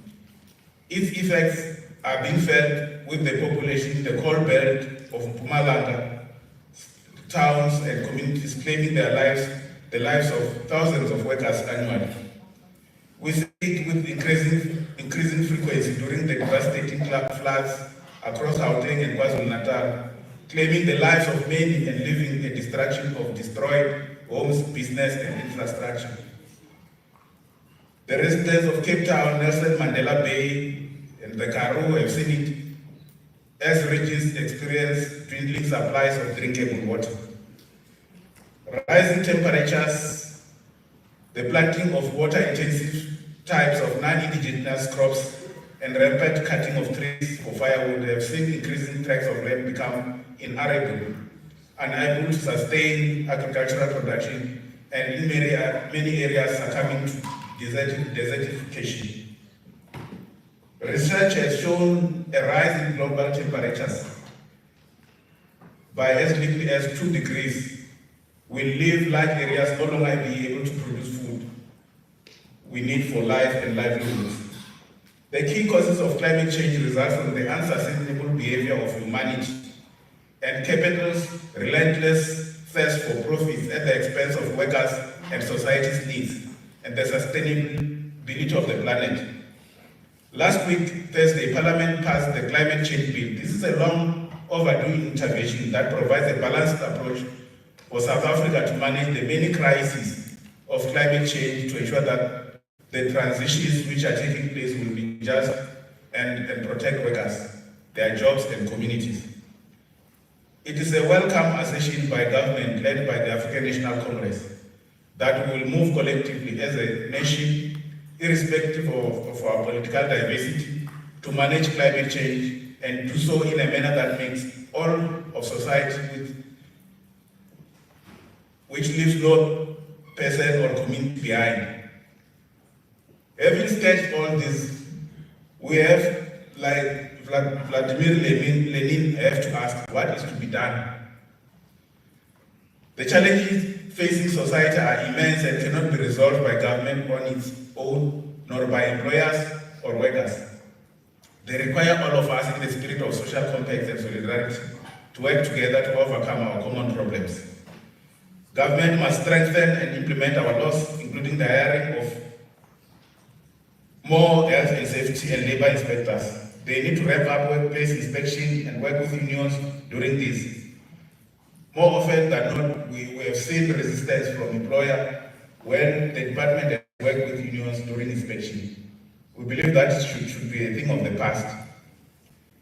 They must not go and have coffee with management. They must do the inspection and make sure that the results of their inspection are actually implemented. Employers must abide by our progressive laws, train staff on workplace safety, ensure their full compliance, invest in the safety and training of staff, treat unions as partners in ensuring a workplace and not as enemies. This will boost safety and productivity. Organized labor must help train and conscientize our members and workers, engage management on problems and propose solutions, hold employers accountable and report those who risk the health and safety of workers and customers. All must work together to effects and tackle the causes of climate change. Industries must move towards less pollutive means of production. We as consumers must help keep our environment clean. Government must do public works programs to formalize informal sector workers and assist them to establish SMEs to recycle waste. Municipalities and all spheres of government must do more to invest in infrastructure.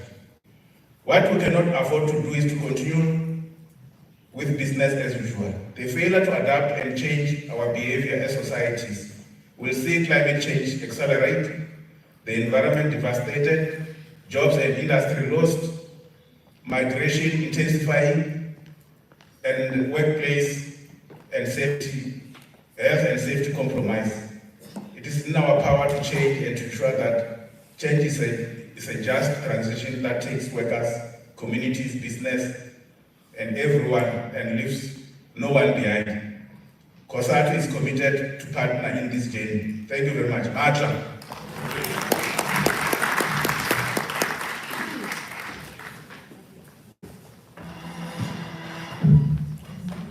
Thank you, Comrade Marshall.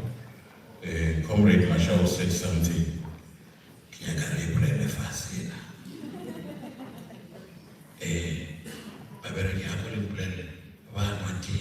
Inspectors.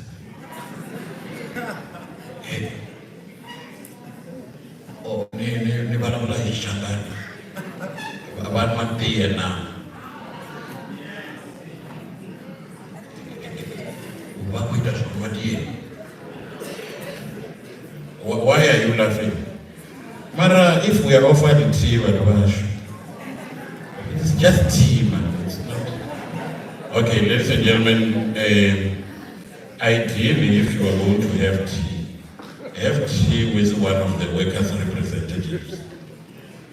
Our inspections is made in such a way that there is a worker representative when you are engaging with the employer. Are we clear on that one? So that when you drink tea together, the three of you. If Department of Employment and Labor and the employer and the employee representatives are drinking tea, I think it will be okay. Or we must not drink tea at all. Oh, they say no tea. Okay, ladies and gentlemen,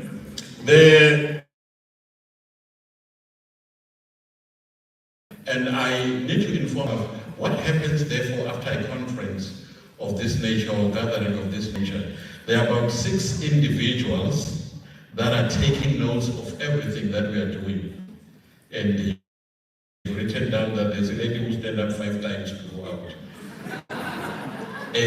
But I understand because our program is prologuing as well.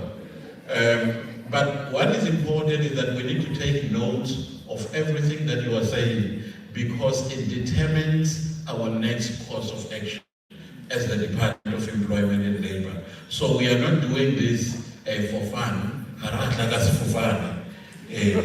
So we are doing this with, in the back of our mind, it informs the course of our next action. I'm trying to check as I'm talking a lot. I'm not wasting your time. I'm not seeing a representative of NACDU, can I see her? NACDU, but I've seen definitely FEDUSA. If you can come over, say, again. All right, the president is here. He's going to give us an address as well. A round of applause.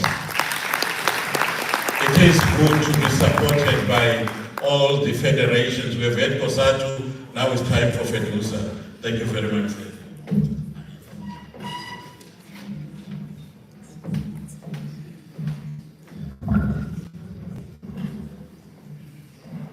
Dumelang, molweni, kuyemore, aridimadekwa, oh, dimachelo. All right, thank you for that.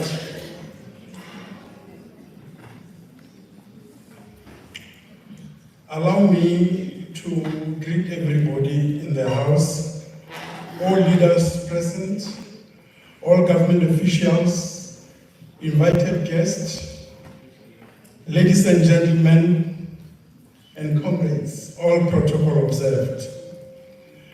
I stand before you, humbled and honored to address this commemorable gathering to the occasion of the World Day of Health and Safety, which was officially held yesterday, and we are having it today.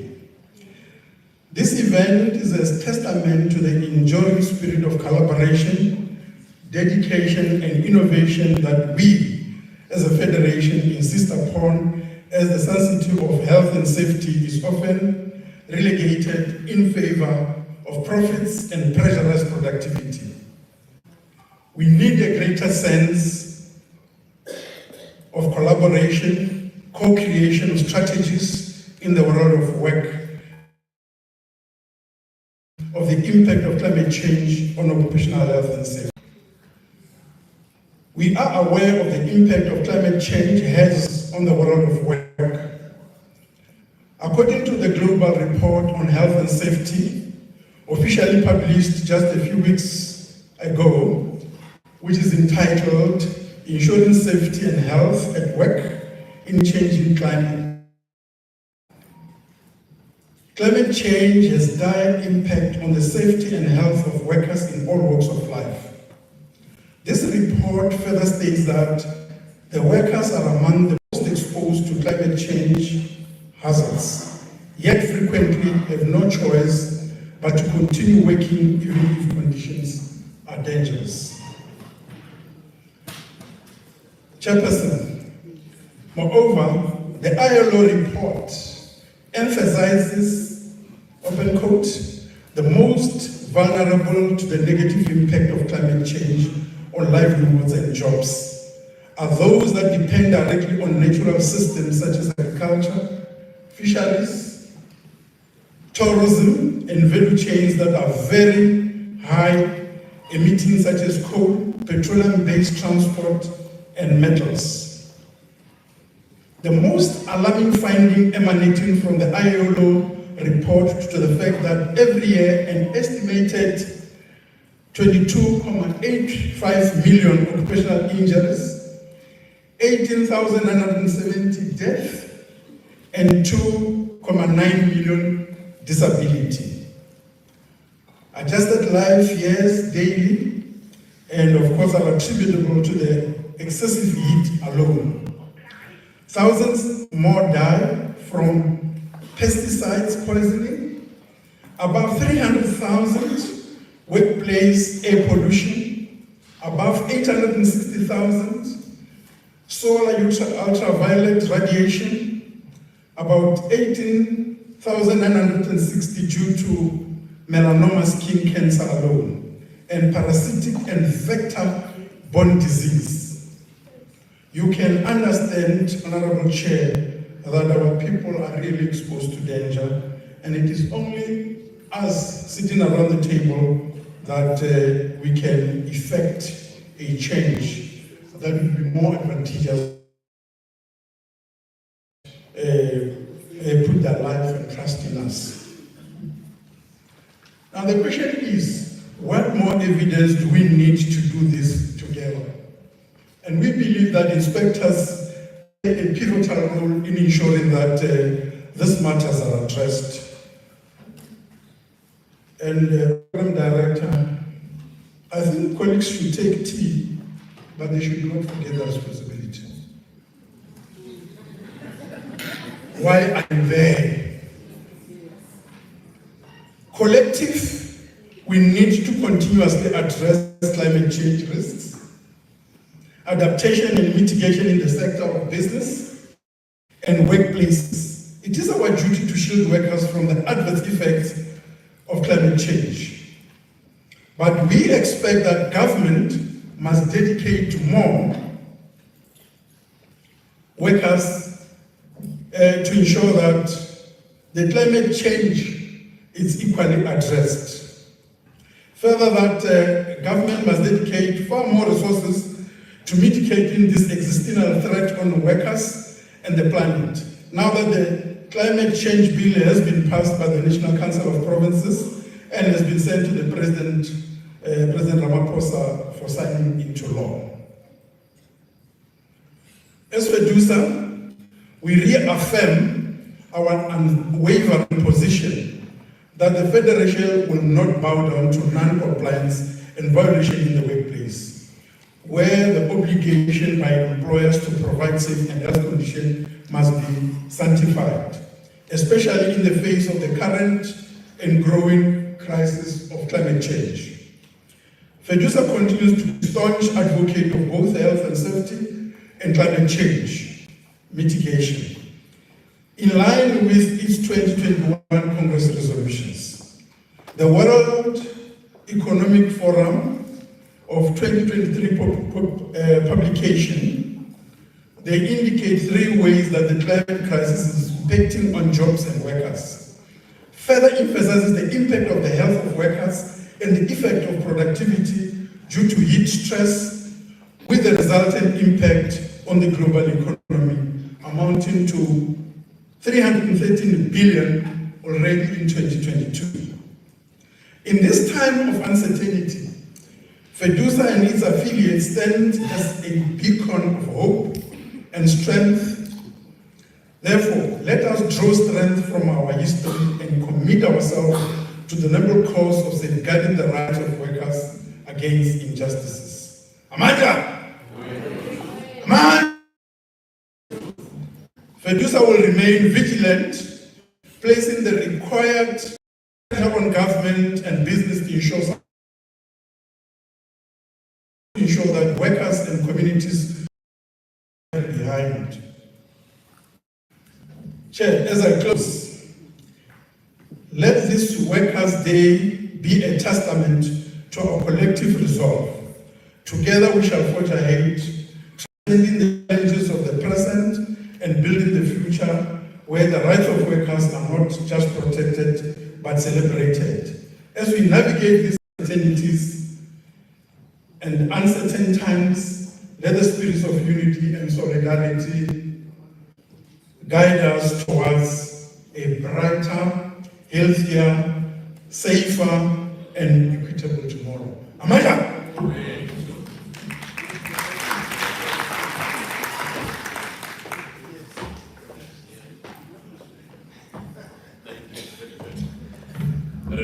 That was FEDUSA. One round of applause for FEDUSA. And we thank you very much, the President of FEDUSA, to grace our function. Can I, one last check, not to? Yeah, not to, let's call them. They are not here. Okay. Okay, so there was an item that I left behind because I was given 3 names, though they fought amongst themselves and they agreed that Ms. Mashamaite MD will be the one who will speak from the Department of Agriculture.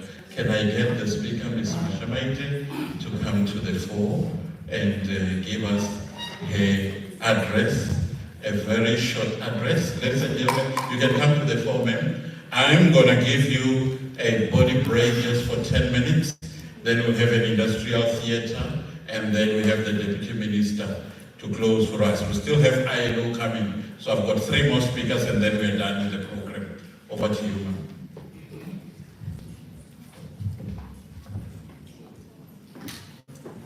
Honorable guests, please receive the greetings from the Department of Agriculture and Rural Development here in Limpopo. And I want to say all protocols observed. And I feel very honored today to be here among the congregation representing the department. Like I've already introduced, I'm Mrs. Mashamaite MD, and I'm working specifically in the department in the section of disaster risk management. Regarding the impact of climate change on health and safety of the workers, it's first that I'm pleased to see among the congregation my students who are the farmers that I have trained. Thanks very much. Let's clap hands for them. What impressed me the most was when they were communicating with you, they were communicating in the language to show that they have learned. They have talked about climate smart agriculture. Even if you are seated there, you don't yet understand, but I'm happy that my farmers do understand the language of the day. Well, without wasting much of your time, I'm going to be very precise. We are talking here about climate change. And what must immediately come to your mind should be that things have changed. We are talking about change, isn't it? So what have changed? The main thing is the climate. And with the change in the climate, I'm not going to give the scientific definition. I hope you already have been given that scientific definition, but I would just go straight. With this climate change, what we are witnessing are the changes in the elements of the climate. We are having huge changes in the temperatures. We can all attest. What I have been issuing as adverse or extreme temperatures in this production season, our production season, we are referring to our summer season. Here at Limpopo, were mostly the frequent heat waves, the frequency of the heat waves. And seated here, all of us, we all need food. So there will never be a day where we can say agriculture closed shop. In the midst of the climate change, our farmers need to try to thrive. And we as the community also need to thrive. So from the agricultural perspective, we realize that the climate has changed. We cannot do business as usual. It means we must also change. And in our approach to realizing this change, we came up with what we call climate smart agriculture. So climate smart agriculture is a broad concept. In simple terms, it means you still have to farm, but in a smart way. And by this we mean, when we are talking regarding to our workers, we are having various categories of workers. We are having the workers on the farms. Those are the farm workers. Also, we are having the workers who are professional, the technicians. It's all our employees in the department. So we are taking cognizance of each and every one of those. So when we talk about climate smart agriculture, what word we are preaching to our farmers is that when they design their farms, they must be climate smart. Meaning they must be innovative. Make use of every technology that will enable them to continue farming. We don't reach a point where those who are not practicing climate smart starting to say we are now cutting the force because we did not produce. So it starts there. The farmer must be climate smart. So they must make use of the available infrastructure invented through technology. We are having the likes of the hydro. These are the big tunnels that you see as you move. So those help to regulate the temperature so that the farmer can still produce more regardless of what the temperatures are. And by so doing, they will produce more and in a cost-effective manner and be able to keep the labor force. Good quality will be produced, no compromising the quality here. And still there, talking about the farmer and the farm worker, we are also expecting them to be environmentally smart.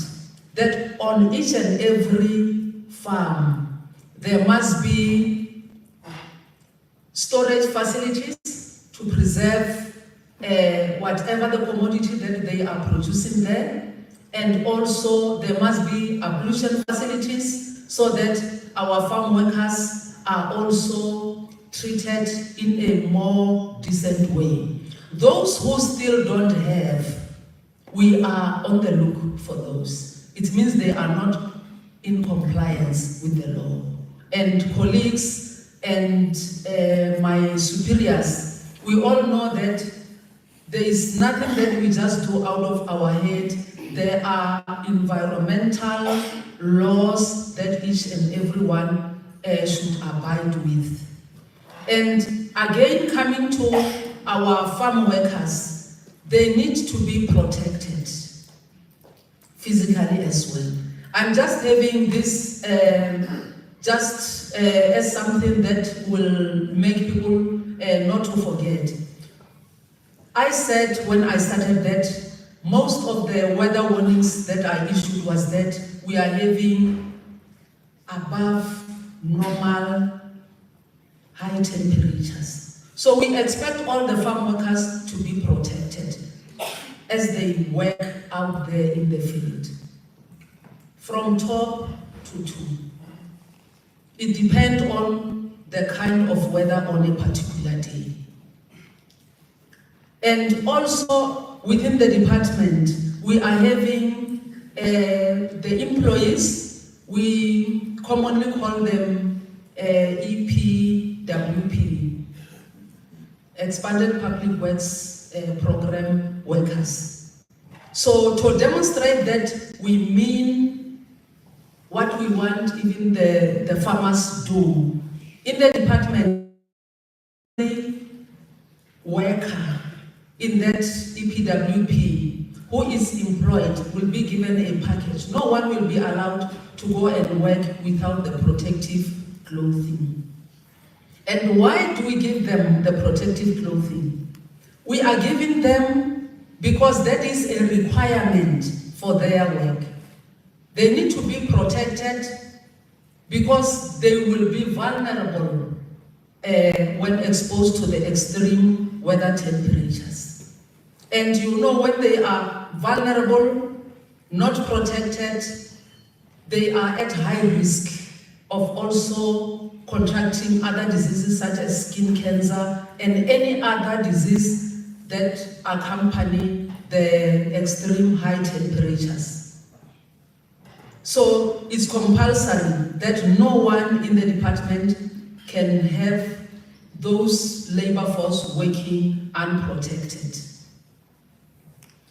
And still there, we know sometimes you may find that people, although our workers are issuing protective clothing, and you find that they are not utilizing them.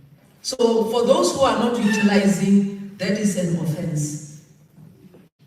It means whoever has been dished with protective clothing and they are not utilizing, they will have to account. Because we are also held accountable for their well-being. So the health and safety of our employees is very much important. So I was talking about the farm workers, about the employee of the EPWP, and also we are having the employees who are, I said, are technical, our extension officials and any other official in the department. So the department have started with issuing of the protective clothing to all the technical staff. And the protective clothing that are being issued are relevant to their workplace. We know in the department we are not doing exactly the same thing. There are those who are just working in the office, they don't really need protective clothing, but they will need a conducive work environment, offices that are conducive, which are well ventilated, and also which are user-friendly. Should there be fire, that they are able to exit on time. And also we are having regular trainings and awareness to our employees to conscientize them about the effects of the climate change and also about how to mitigate such effects whenever they are being realized. And coming to the EPWP workers, these are the people that you normally see along streets doing field work. It can be construction of fencing, it can be construction of maybe the dams or on-farm access roads like that. So, when temperatures are extremely high, what we normally do, we relax their working schedule because they cannot work within certain hours of the day, especially at noon. So they can work early in the morning, be relieved during the periods when it's extremely hot, and resume again late in the afternoon. So that is how we are managing. And I hope listening, you are able to hear the flexibility that we are talking about. And this came because we are trying to be climate smart. I think I will just pause here for today and would like to appreciate that our farmers who are here, they have already started implementing what they learned through the many trainings. Thank you.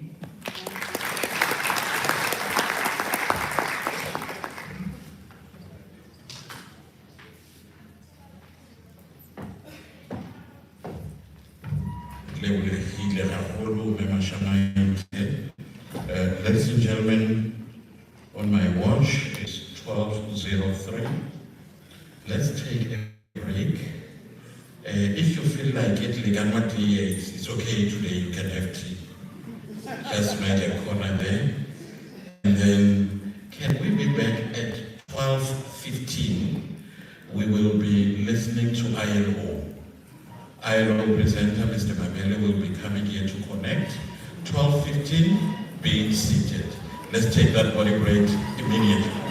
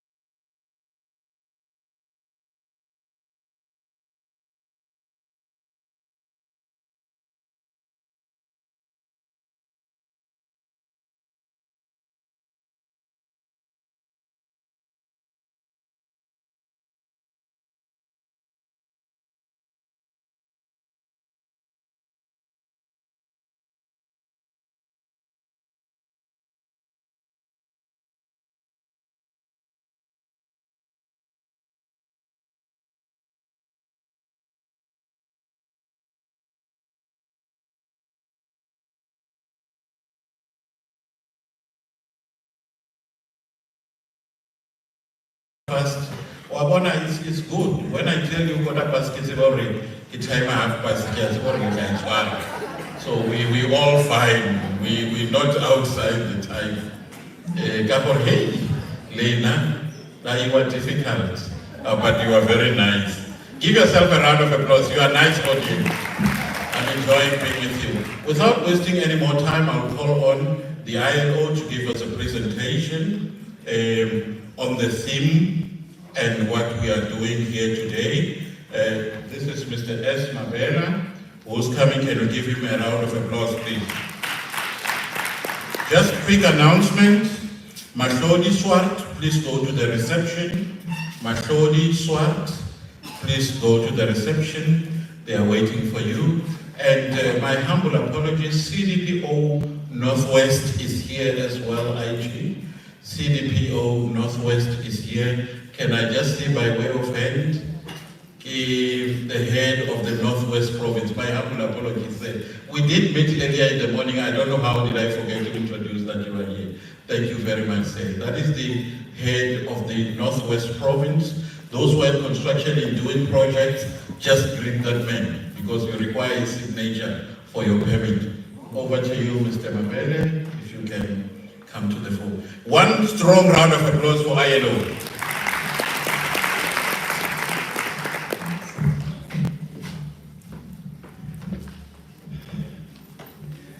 Thank you, Program Director. Deputy Minister of Employment and Labour, Mayor Moloi, Inspector General of the Department, other senior officials from the Department of Employment and Labour, other government officials that are here, representatives of business, representatives of organized labor.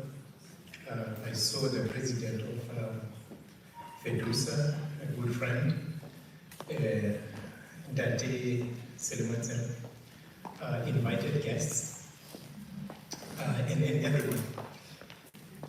Program Director, I am forced but to work with you.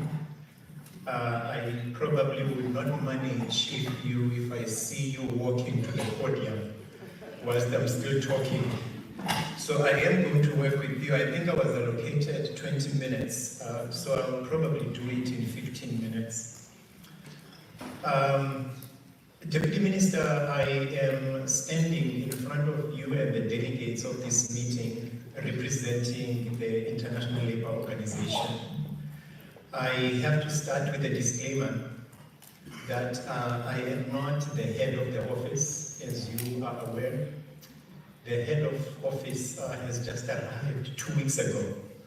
His name is Alexio Musindo, and as part of the diplomatic corps, he still has to be accredited in order for him to come in this kind of gathering. But he indicated that he sends his apology. I had prepared a message from the ILO based on a global report that was launched last week. So the global event in commemorating the World Day on Safety and Health, it was held in Geneva on the 25th of April. Indeed, the program director indicated that the day itself is commemorated on the 28th day of April. So, Program Director, I do have a few slides that I would like to share, but I will then have to press a fast forward button so that I do not take too much time, but we will make the presentation available. IG, I thought before I can present these slides, climate change is becoming an issue for all of us. And we need not to be academic about it. Because if we are academic, we are going to miss each other. Now, I am representing a normative organization because the ILO, by its nature, is an international labor standard setting organization. So I have to balance the message this afternoon and make sure that whilst I remain academic, but I also am able to bring the message across. Let me start by bringing the message across, Program Director. DM, I went to Nigeria in the early 2000s, that was 22 years ago. And I was there for 2.5 years. And I came across an anecdote which really inspired me when you are trying to balance the academic world and the reality of what is happening.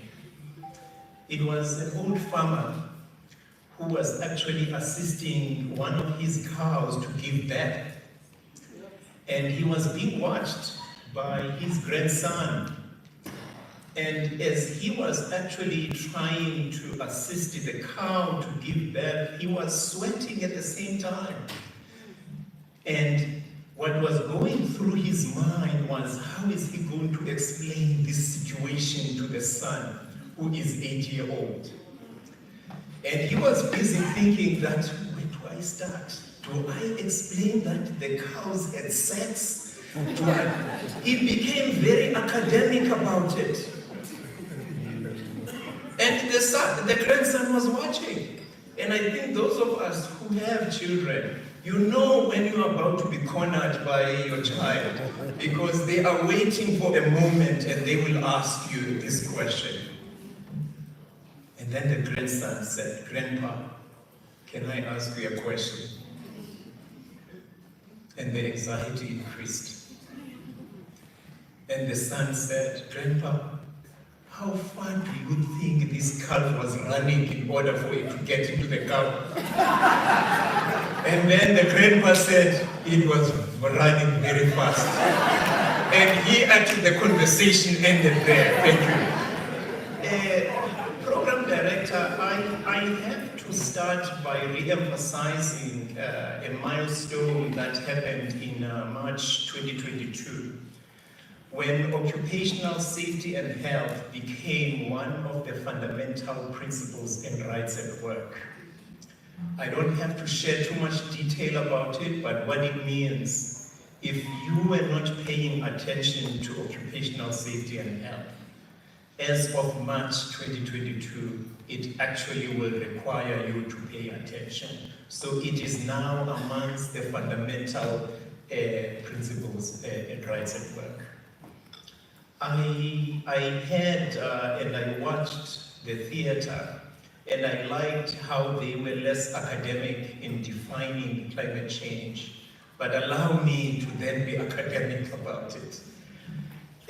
The United Nations Framework Convention on Climate Change does define climate change, and I open quotes. It is defined as a change of climate which is attributed directly or indirectly to human activity that alters the composition of the global atmosphere, and which is in addition to natural climate variability observed over comparable time periods. So climate change and occupational safety and health is really becoming a serious issue, because climate change is already having a serious impact on planetary health, human health, and the world of work. And I will talk about the world of work in a short while. Workers are frequently the first to be exposed to the effects of climate change, and this we compiled and put it into the report. Climate change affects and can lead to a deterioration of working conditions and increased risk of occupational injury, disease, and death. But numerous health effects in workers may result, including injuries, cancer, cardiovascular diseases, respiratory conditions, muscular degeneration, and mental health issues. And it is this world of work that we are referring to.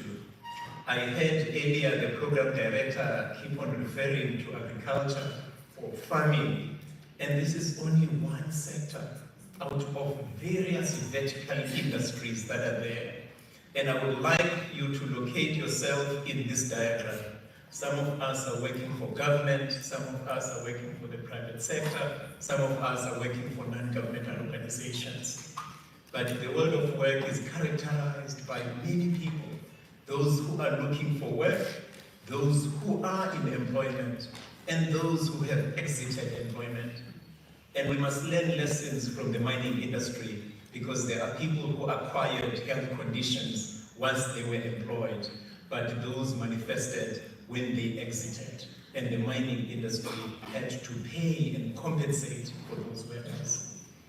So the impact of climate change on the world of work, it really has effects on occupational safety and health.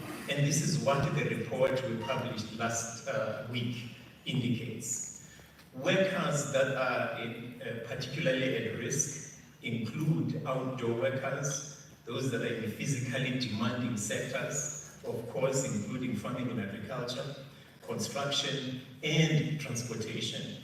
And the report goes on and talk about indoor workers that are in hot and poorly ventilated environments. It speaks about workers in emergency services, it talks about healthcare sector, and other public services that are there.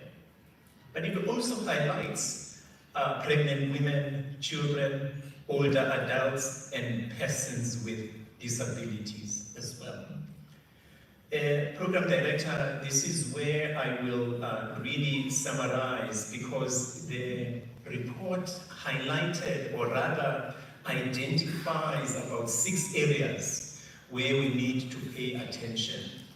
Excessive heat, solar, ultraviolet radiations, my colleague from the Department of Employment and Labor spoke about it, extreme weather events, air pollution, vector-borne diseases, and agrochemicals. So I have a detail for each of these areas, but that is the part that I think I will have to summarize.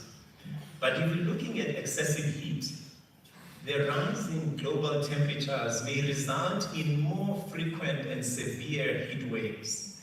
And we are talking approximately 2.41 billion workers that are exposed globally. Heat-related risks are influenced by environmental conditions, physical exertion, and clothing as well. And here we are talking about almost 23 million occupational injuries. And what you may not know is almost 2/3 of those injuries, the incidents are health-related. They are not necessarily specific injuries. Solar UV radiation that I mentioned, we looked and partnered with PEGA and others, where they say there's about 1.6 billion workers globally that are exposed to ultraviolet radiation. Because of thinning of the ozone layer, it is impacting the quantity of the solar UV radiation which is reaching the earth. And workers may not be aware that they face dangerously high levels of solar radiation exposure. And that is why we still need the academic process, so that we can be able to demonstrate factually what is happening.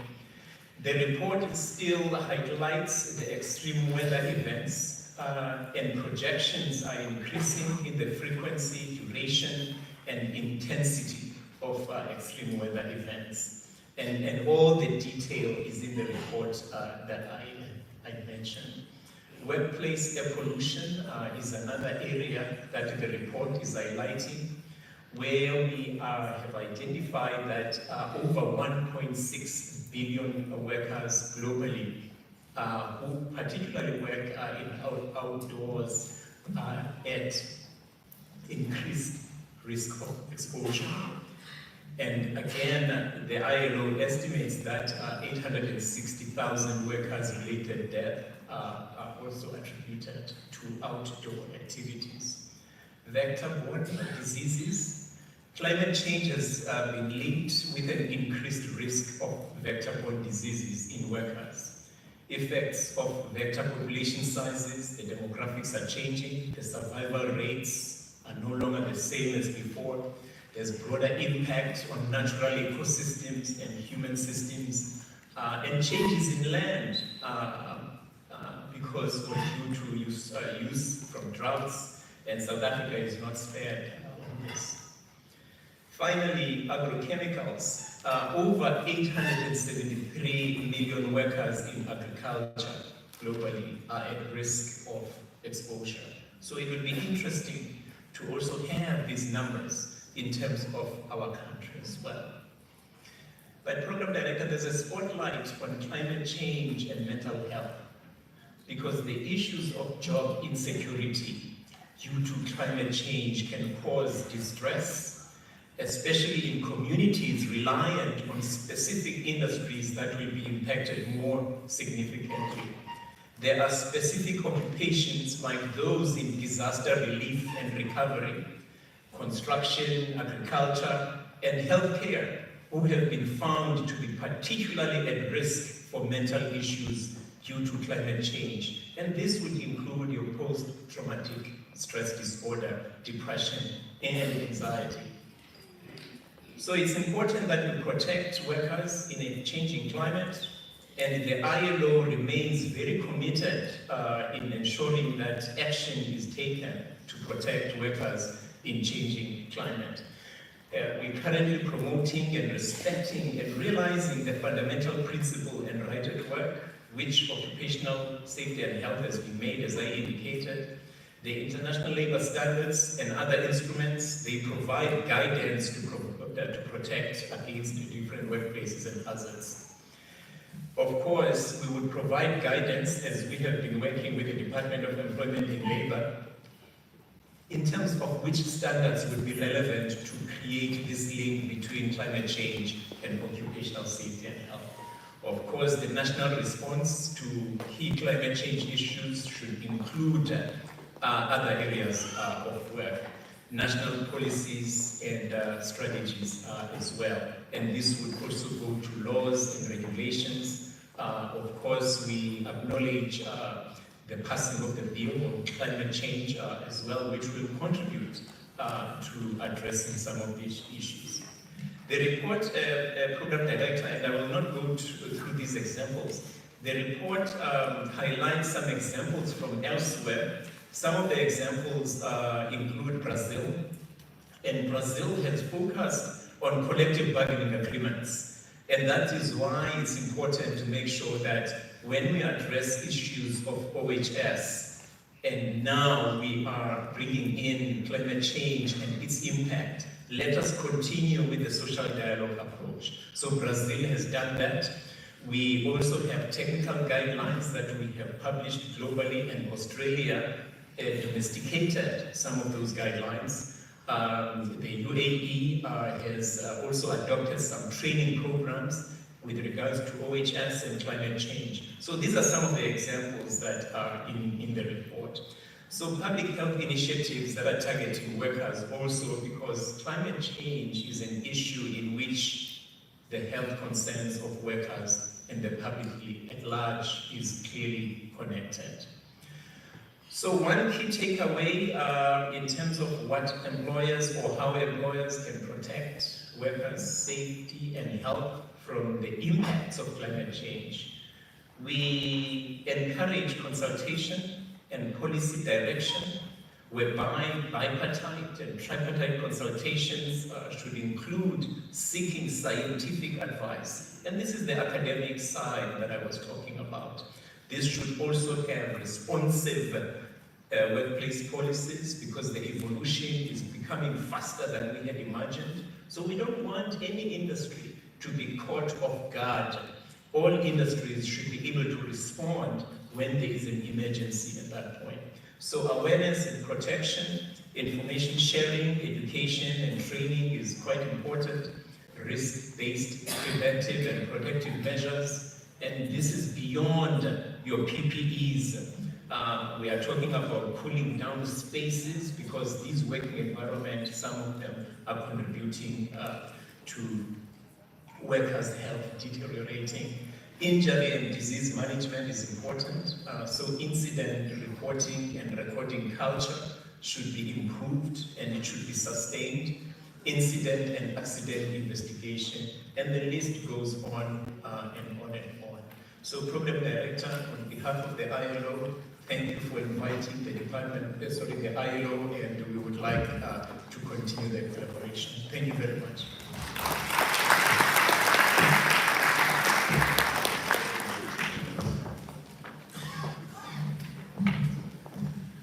I was saying to him it was exactly 19 minutes. Ladies and gentlemen, the Honorable Minister of the Department of Labor has joined us as well. Industrial Theatre, are you ready? We are ready? Over to you. Let's commence. No, it's okay, friend. You know what, ne? It's so boring. There is no water here. It's cold, it's hot, it's so mixed up. And the only time I see water is when Kimicha Mariaka. No, friend, come on, like girl. Yes.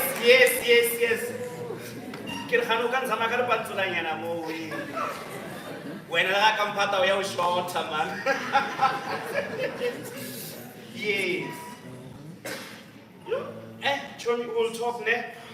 Maritaba is coming. This will be a night.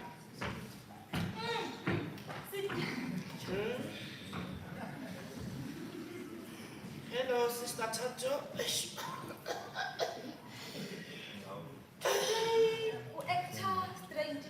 What's going on? Yeah, I don't know, sister. I think my voice has been affected somehow. Maybe it's because of this heat, you know. That's so dramatic. Obviously, it's hot, it's sunny. Construction just because it's hot. No, sister, you know. Bossa, can I please have water? Shut the in like a minute. It's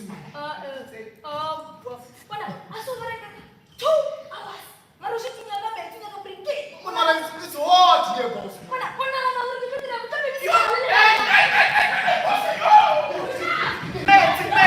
Someone just fainted. How can you collapse?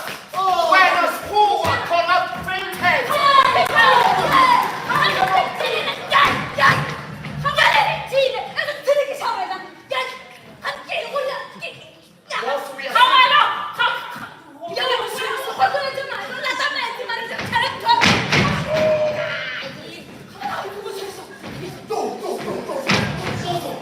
There's no water. All containers are empty.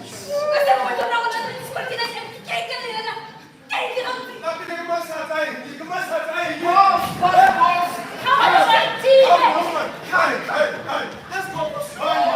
You can see for yourself. Now I'm telling the truth. Talk to this one. What's happening? No, talk to her. I come all the way from my office. You guys are busy making noise. It's this one, not us. Hey, Tato, what's happening?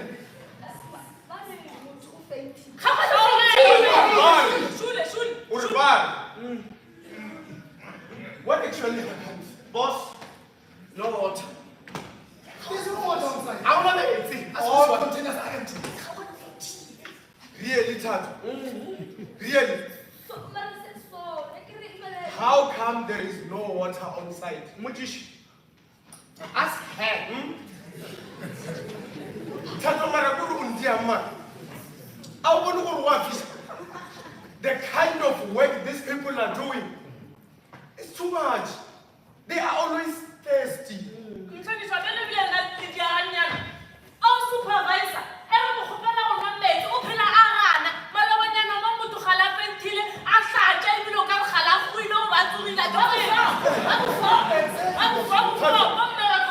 Tato, do you want someone to die here because we're not irresponsible? Are following the protocol to frequent water breaks? Say, let me tell you, Muchoro Walishiri policy come Garajon. We're not going to tell you. Yes, I'm not going to tolerate that.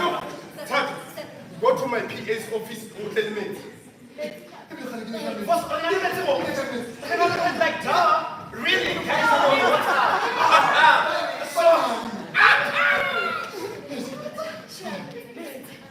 Usayemi, if I'm not one man, man. Yes, man, come on, man, guys. I'm coming. Hey, he's running away now. Give this people water, man.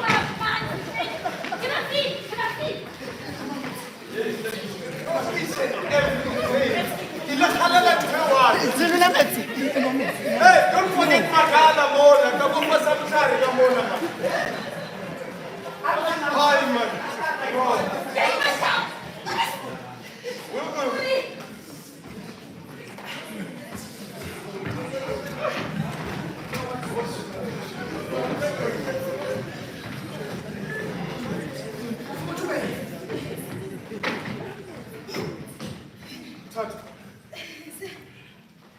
You know, I do not completely blame you about the incident that happened. Mara, I feel like I need to teach you a little about occupational health. Maramon, I have a better idea. I'm going to send you to a workshop next week. And that workshop, you must attend it for the full 3 weeks. 3 weeks? 3? You want me to add more? Sorry. Huh? Alright. Mara, are you aware of Undira Mara when that's what? Opela Osinyadi, always. One of these. Excuse me. Hi, ma'am. I'm looking for Mr. Dima, the manager of this place. Oh, sir, I've been trying to communicate with you for a long time. I am Dr. Chabeli, and I came to inform you that Kawelo is in a stable condition, and I'm glad you brought him to the hospital as soon as you could. He is suffering from severe dehydration. Now, Mr. Dima, please, sir, you need to properly manage your workers, especially in these severe climate conditions. I hear you. Give them frequent water breaks. And make sure that you wear comfortable and light clothes when it's hot. Limit workers' working hours, especially when it's very hot or cold. You need to always do routine checks regularly so that you can ensure your workers' health. Dress warm and wear gloves when it's cold. And also, as a project manager on site, in construction, sir, I'm quite sure you know this, but I'm going to say this anyway. To avoid future accidents on site, you need to comply with the changes adopted by the department. And you need to use durable materials for extremely changing weather conditions so that your workers can be safe. Yeah, no, doctor, that sounds very expensive. Oh, I understand, sir. I understand completely, but trust you me, this will save you costs in the future and save lives. Thanks for the information, doctor.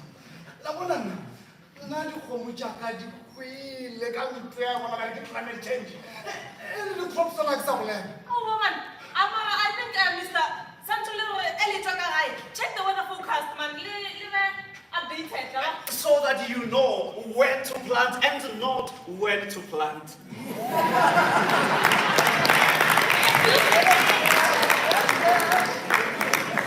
You can also put in place advanced irrigation system. So that you save water, guys, okay? And remember, do not forget about cross diversification. Yeah, you must grow crops that are resistant to drought, heat, flood, and also cold weathers. Yes, you must also adopt integrated pest management techniques. So that you know that when you are doing all those things, your pets or whatever that you'll be using, it's not going to affect our environment. And lastly, take note on Health and safety.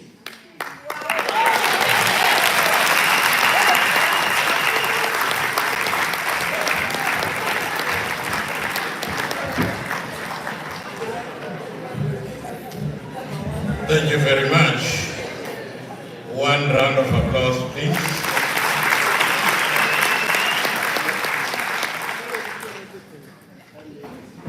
Ladies and gentlemen, we are not yet at the end, but allow me at this moment to brief the Honorable Minister of what has transpired today. Honorable Minister, we started at around 9:30 today. We have already been addressed by all the federation, but not two representatives did not show up. But FEDUSA, the president, is here. COSATU, two representatives are here as well. We've already been addressed by the chief inspector, as well as our occupational health and hygiene specialist. As you were coming in, we're being addressed by the ILO, and the Inspector General has already addressed us. The Department of Agriculture, Rural Development, and has already addressed us as well. So we are coming now to the last item before we go for lunch. That will be rendered by the Deputy Minister.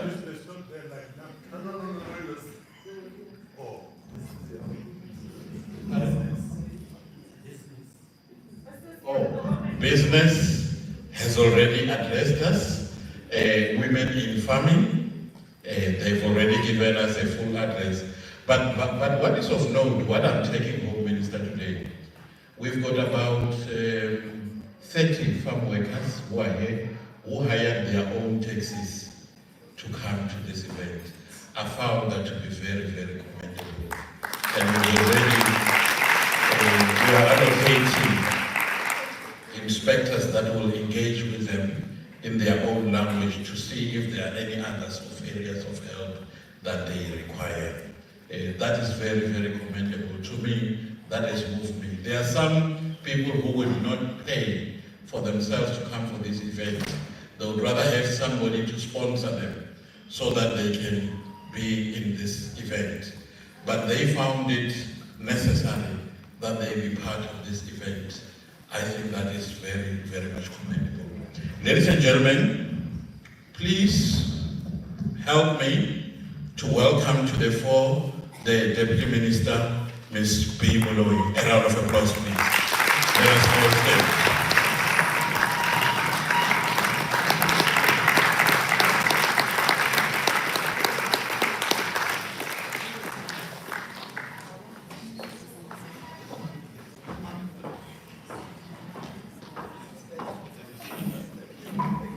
Thank you, ladies and gentlemen. Thank you. It's nice to be here. Guys, don't you know,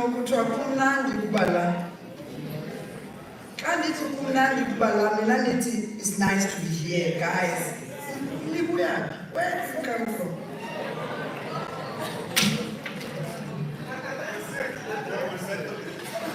Nizothola kanjani? Nihlele khoneni. That's better. Program Director, allow me to greet you and to thank you for this opportunity that you have given to me. Isn't our Program Director, doesn't our Program Director look good? Guys, let's give him a round of applause.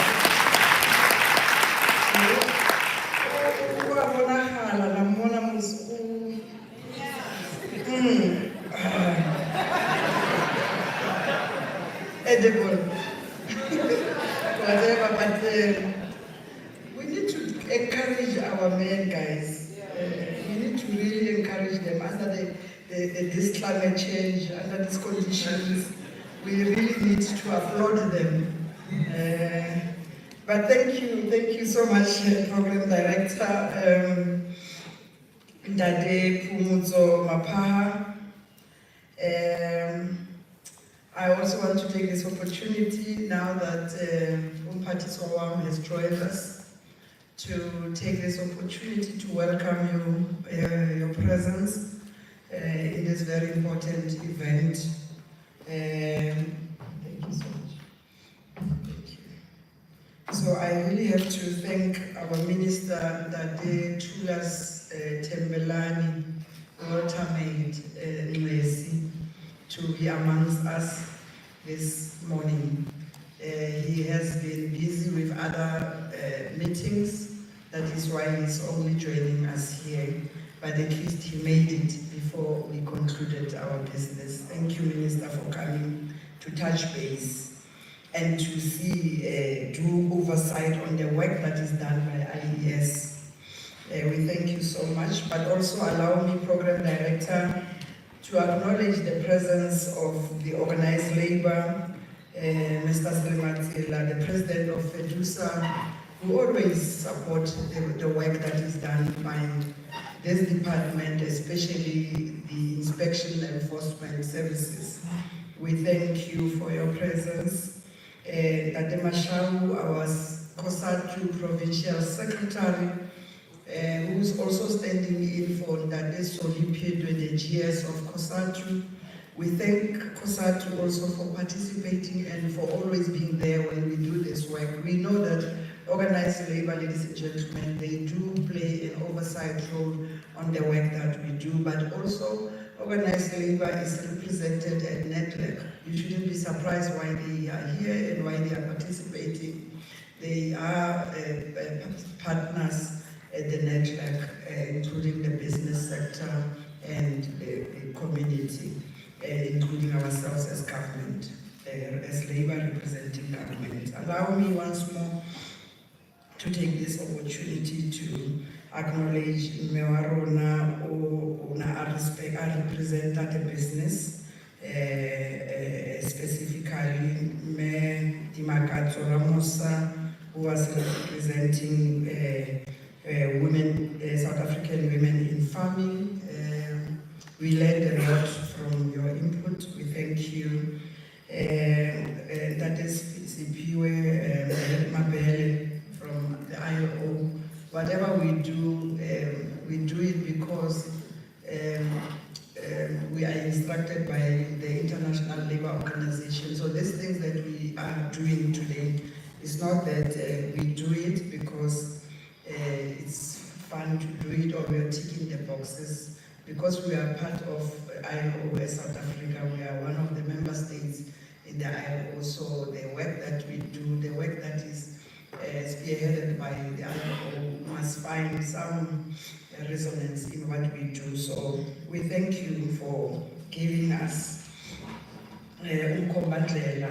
We thank you, and that is pure, and our Inspector General. I don't think people understand the work that the Inspector General does. This is the Inspector General of the country, of the Republic. It's like the President that is responsible for inspections and enforcement services in our Department of Labor across the country. So we thank you for your programs that you are leading with your team. I know that you've got a capable team of inspectors, chief inspectors that are here, and senior specialists that are here from different provinces who are also here. I also want to take this opportunity to acknowledge the President of representative from the Office of the HOD in the Department of Agriculture, Rural Development in Limpopo, PN Chipalana, our CF board members, Minister, you are seated next to the board members of the Compensation Fund, where you are seated. You are acknowledged. We thank you also for the oversight, the role that you are playing on the work that has been done by this entity and IES specifically. We thank you for your presence. ministers, advisory council members,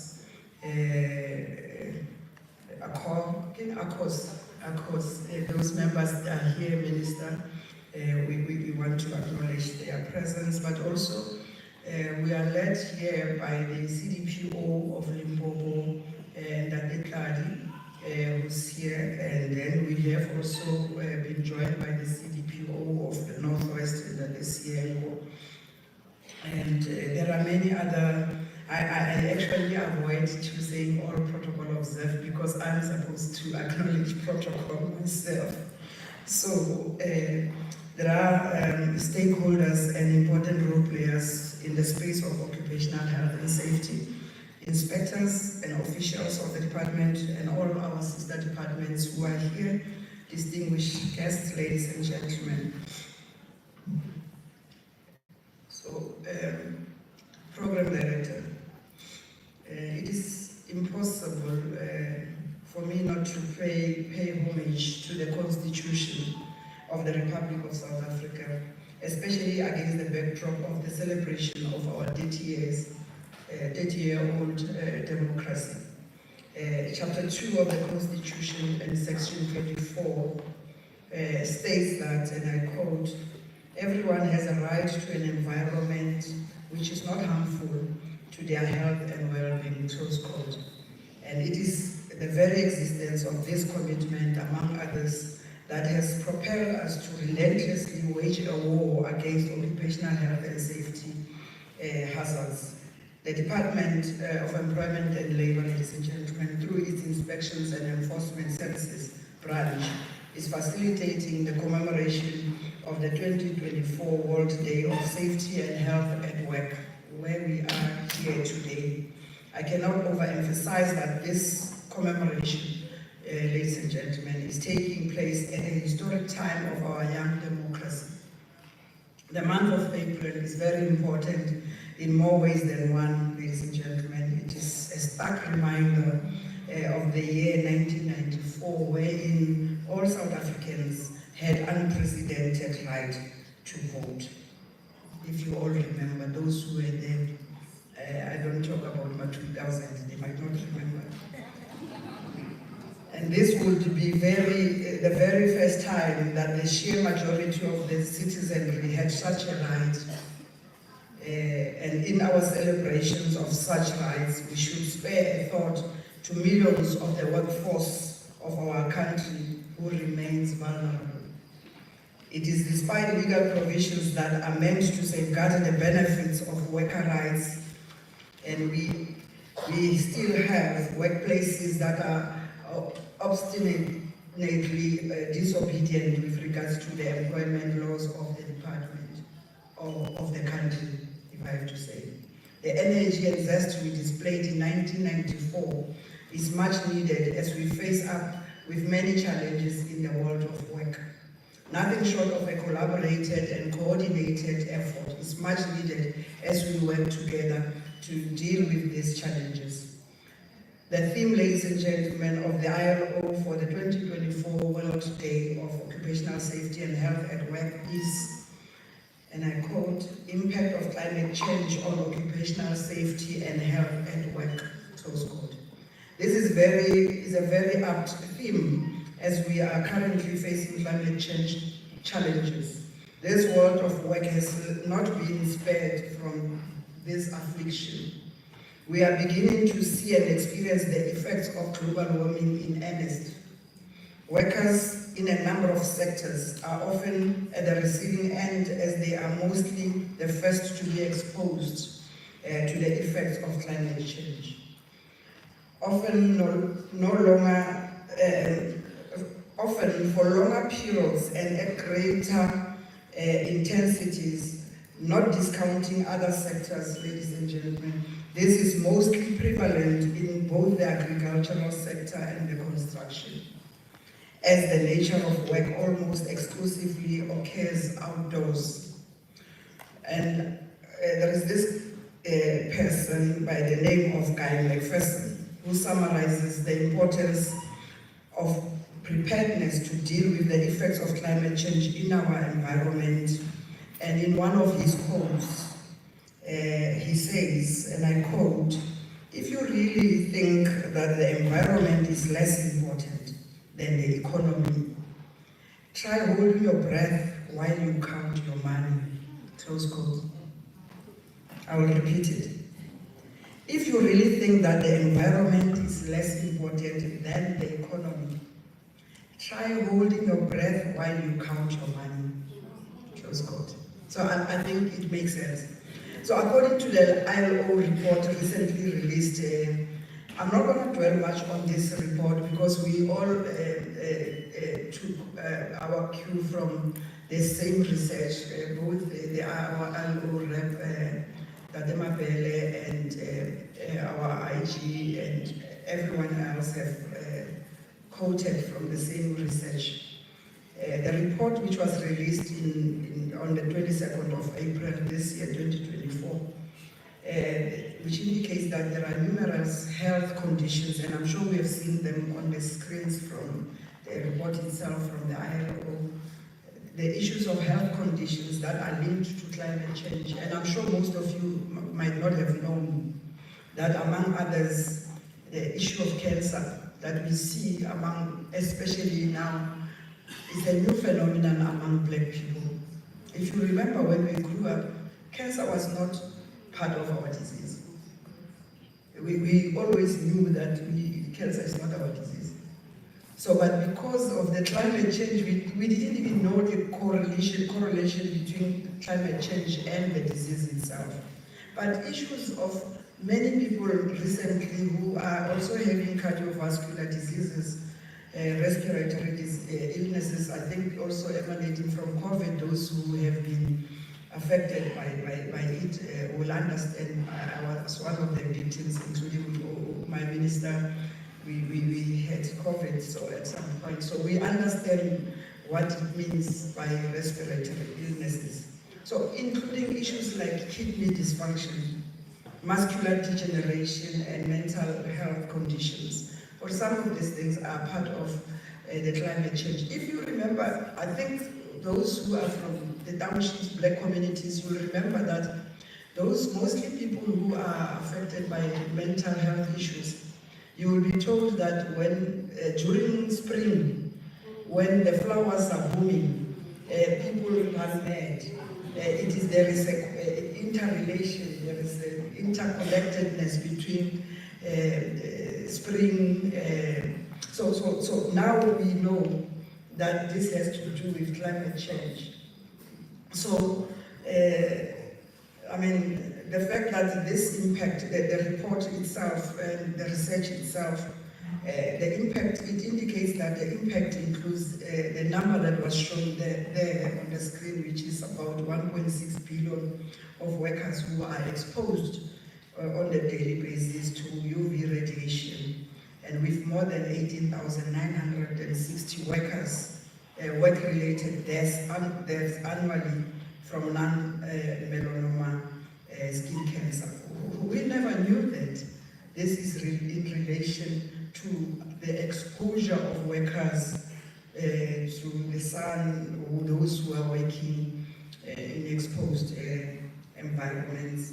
But also, if you remember well, the FEDUSA president mentioned some of the stats, as I mentioned to you. But most of us do appreciate, ladies and gentlemen, the fact that the decent work leads to higher productivity levels and has a greater chance of putting money in the pockets of workers and their beneficiaries, including families. But mostly also monies which are earned have a great potential to boost local economies. Then decent jobs also reduces inequality and increases resilience to the economy, social and environmental crisis.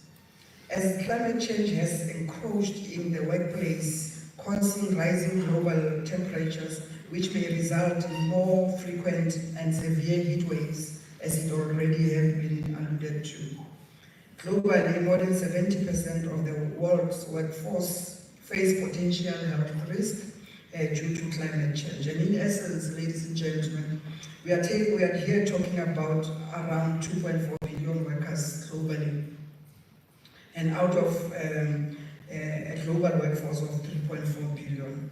So in South African context, specifically the agricultural sector, ladies and gentlemen, the total number of persons employed in the agricultural sector and related services industry as at the end of June 2022 was 814,518 compared to with 783,745 in June of the prior year of 2021, which then saw an increase of 3.9%. And this staggering statistic, ladies and gentlemen, underscores the pressing need to revamp existing occupational health and safety measures to adequately address the emerging threats posed by climate-related hazards. Workers, particularly those in the world's most impoverished areas, face heightened susceptibility to the perils of climate extremes like scorching heat waves that you find in the Northern Cape, where the temperatures can go up to over 46 degrees Celsius, prolonged droughts. I'm sure you are aware that we are in a drought season.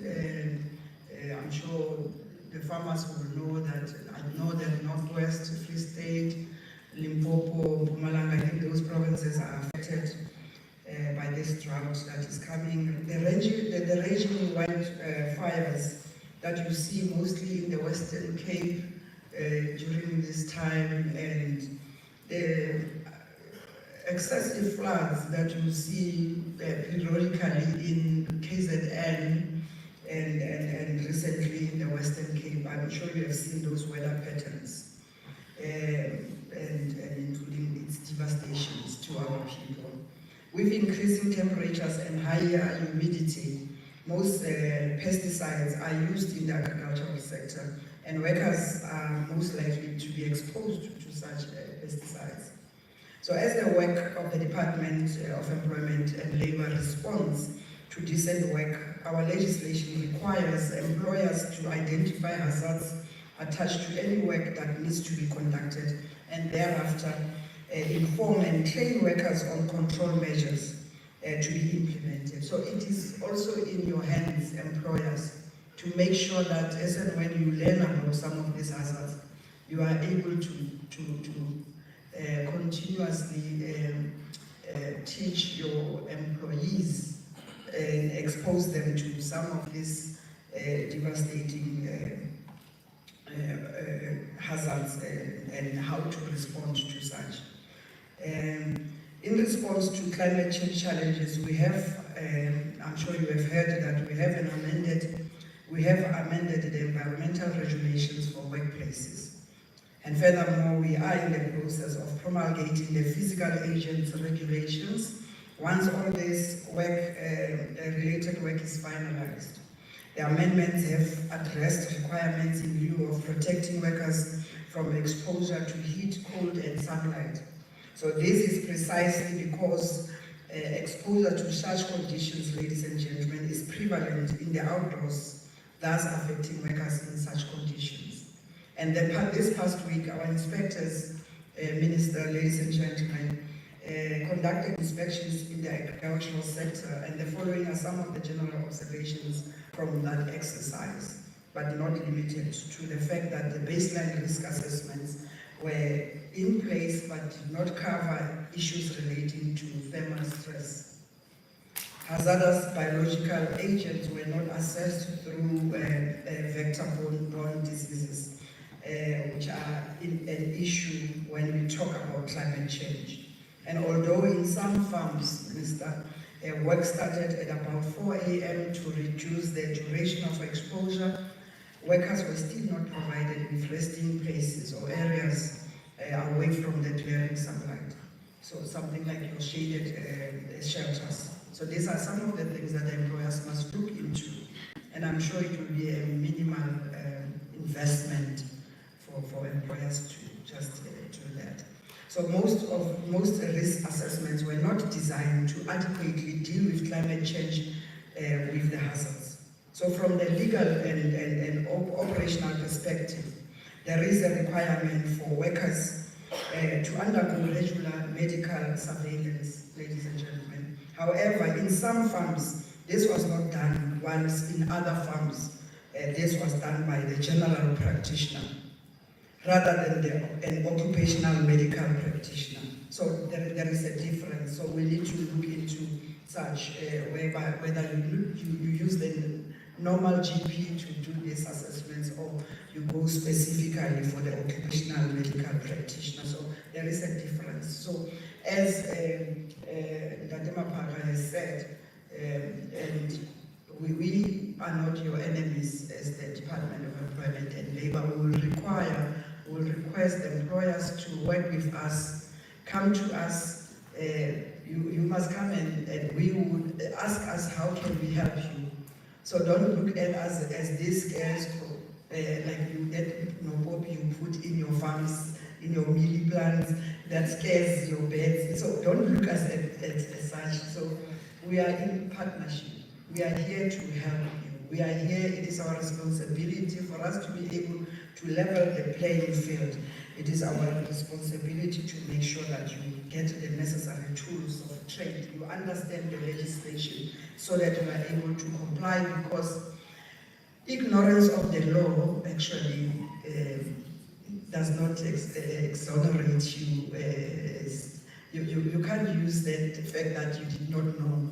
30 years into democracy, you can't tell us that you never knew that there is a Labor Relations Act, that there is this other occupational health and safety that is required by the law. So it is really disheartening that some employers are always actively on the lookout of ways of cutting corners and thus gambling with the lives of their employees. And as it is said, if you think compliance is expensive, ladies and gentlemen, try non-compliance. Try it. Actually, non-compliance usually comes with staggering costs. So I know that what I have said might seem to be a mouthful, but let us remember that we must work together to ensure decent work in the world of work. Now that we have seen the impact of climate change in the world of work, let us remember the words of Maya Angelou. I think that's my favorite poet, who said, and I quote, "Do the best you can until you know better. Then when you know better, do better." Close quote. So our workers and their families, ladies and gentlemen, depends on the decisions we take on protection required.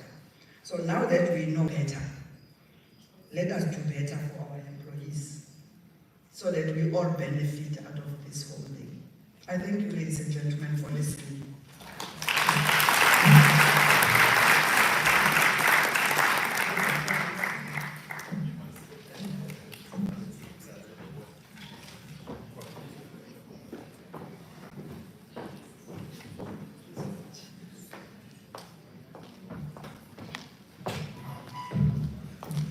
Thank you very much, DM. One round of applause for her, please. Can I request Wotadi, when he's coming to the fore, I'll be making a few announcements. I know a lot of you keep your Bibles in your phone. Am I correct in saying that? Or you don't? Open Proverbs 23, verse 1 and 2, in your own language, in the meantime. You know, these things of Bibles are quite interesting. This other guy, we say, no, we don't say Pisalem. You must make sure the P, we don't hear it. You must say Psalms, you know. He said, no, okay. He said Psalms. Now, next week, the guy stands in front of us and said, now we are going to open Proverbs. Because we said the P is silent. So he said, no, Proverbs. So, hey, now you don't know how you can change this one. Ladies and gentlemen, Mr. Petty Practitioner, somebody by the name of Machasa Isaac is looking for you. Petty Practitioner. If you are here, you can just go at the entrance there, they will tell you. Now, ladies and gentlemen, before Mr. Claudine closes, we are going to, our marching orders are as follows. Have you read that verse? So now I'm not going to say it. It's Proverbs 23, 1 and 2. You read it nicely with your own language. In Shivenda it says, Udiputeshli one. So read it with your own language. It especially Magnava part, behave yourself. That's important. Your CV is being written when we are here. So, ladies and gentlemen, this is how, once you've read that verse, you understand now my announcement.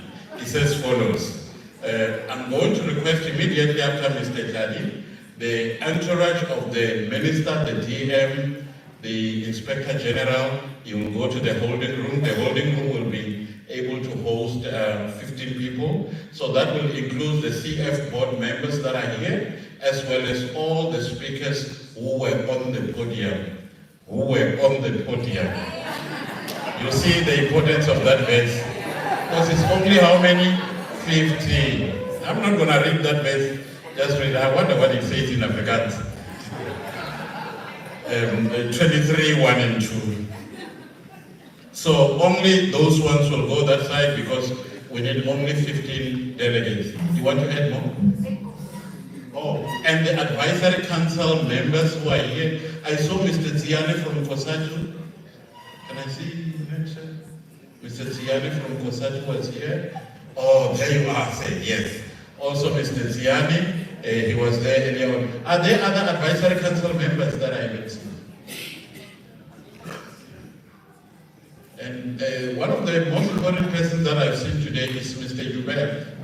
Joubert is one of the first construction health and safety agents when we made the announcement that people have to register as agents in 2014. He's sitting right there. They may not be known. If you can just wave Mr. Joubert, there is Mr. Joubert there. So those are some of the people that they heed the call of what government was calling at the time. And then, me and you, Anita have already talked about the others. So me and you are going to be served at the time.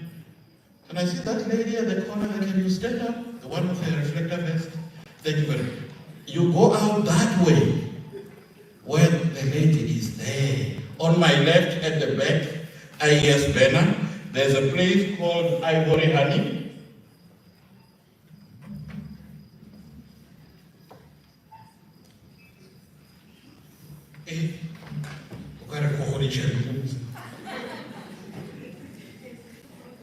Oh, very 10 minutes they will be done in preparing the food. I said, you already mentioned okay, but we are going to Ivory Honey. That is the place, right? Or Ivory Hall, this looks honey. Or Ivory Hall, it's that side, am I correct? Yes. At the back there's a door there. You proceed straight, it's going to lead you out. It's Ivory Hall, not honey. That's where the rest of us are going to have lunch. And I'm asking, and I'm making a call again. The Limpopo inspector, can I check who can attend to those workers of mine? There. Can I check? I want to make sure that I've allocated somebody. Do you want me to call your name? Is it? Mr. Muadi. Mr. Muadi, can you just raise your hand? That gentleman. Please interview them, find out how can we help them. We would really love to meet them and give them a crash course, even in OHS, if you can give them an advocacy session with them of the whole act and this regulation. I think that will be very, very good. Thank you very much. Sean Suman. All right, I think that was my last announcement. Everyone knows where to go. From me, you are not going to hear me again today, except when we are eating, of course. Thank you very much. You've been a very good audience.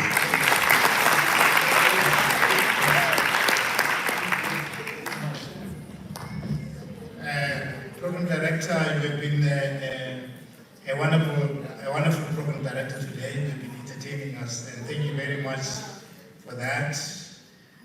Let me take this opportunity by acknowledging the Minister of Labour, Honourable Tracy, and also the Deputy Minister, Honourable B. Muloi, the Inspector General, May Ekimwilo, the Chief Inspector, Emily Reiters, and the leaders of various federations, and the leaders of who represented various organizations that made it here today, honored our invitation, and also our colleague, friends, and guests who are here. Mine is just to pass a vote of thanks, just to say thank you that you came and honor our invitation, even though we had to do so, invite you within a short period of time. You did not argue, complain, but you put everything aside to make sure that we are here today. So for that, I would like to personally thank you on behalf of the department from the bottom of my heart. And I say, even in future, when we have similar events, please, you always be welcome to be here. I want to particularly single out a few that I would like to thank, who contributed to making this event a success, as it was or as it is. I'd like to thank the REN Mutual Assurance, as well as the Federated Employer Mutual Assurance, for sponsoring the bags. You know, these bags that we had this morning. And I'd like to give a big round of applause. I also want to thank the speakers. Oh, what a wonderful presentation that we had this morning. I think, ladies and gentlemen, the most important thing is that this event, the presentation, everything else is directed towards a certain objective, and that is, we have to learn from this. What are we taking? What are we taking from this? Our expectations is that you will definitely manifest different behavior. So there will be a certain kind of behavior that will display now that you know what climate change is, the impact of climate change, and particularly on workers. And when the speakers were talking, I was just thinking, and perhaps you're also thinking, in the corner where you are, what is happening currently, or what has been the practice currently. And I hope you are thinking as well, what is it that you can change to make sure that workers remain protected. I know we talk about various sectors, and I want to use farming as an example, especially here in Limpopo, because it is very hot. If you look at areas like the Palale, Musina, and Palabora around Kiane, it can be extremely hot. And fortunately or otherwise, these areas have a lot of citrus plantation, and there's time for picking, and that's where you need to take the information that was presented today, because if it is hot and people are carrying bags, what impact this would have on their body. And sometimes I'm told that people are managed per grade, per bag, and how many would you say a normal worker, how many bags would a normal worker carry a day? And when you give them that target to say you must carry 30 bags or whatever number of bags, have you ever thought about what was discussed today? The heat. But I think the information that you have will make you think that perhaps there are certain things that you need to change in your work life.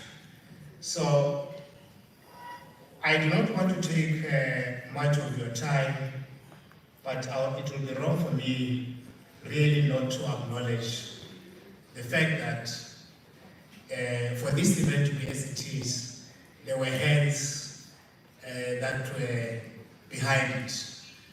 I'm talking about the colleagues from the Department of Labor, led by the Inspector General, led by the Chief Inspector and the team from head office and also the province. We had numerous meetings, and sometimes we agree, other times we kick each other, but we're working towards the same objective, and you can see what they deliver. And for that, I want, ladies and gentlemen, to give them a big round of applause. I must be honest, I'm told you talk about 10 minutes. I must be honest that I never thought this was going to pan out as it is. But really is wonderful that at the end of the day, we have an event of this magnitude supported by you. I always count on you in every event that we have. We have this event today, we have a live event tomorrow, we have other events that are lined up, and I hope that you're still going to come in numbers, because without your support, we will definitely not be able to make it. But I just want to really say, I want to thank the department for thinking about Limpopo. You came and have this event here. It is the second time that you do this kind of sort of event. You remember the last time we had it in Zanin, ladies and gentlemen. I hope you'll always think of us. This is a good feeling. And it doesn't get better to have the DM and the minister in the house.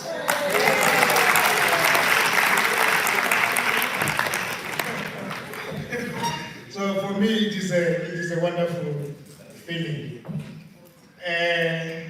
I think, ladies and gentlemen, for those that I might have said anything about them, don't cry. It's just that I cannot be able to call your name, all of you, but I want to honestly and from the bottom of my heart, thank you very much. And I know you'll be going to your different destinations. I want the Almighty God of Heaven to guide, direct, lead to your destination safely. And with those few words, I want to say that this gathering, this proceeding is adjourned. Thank you very much.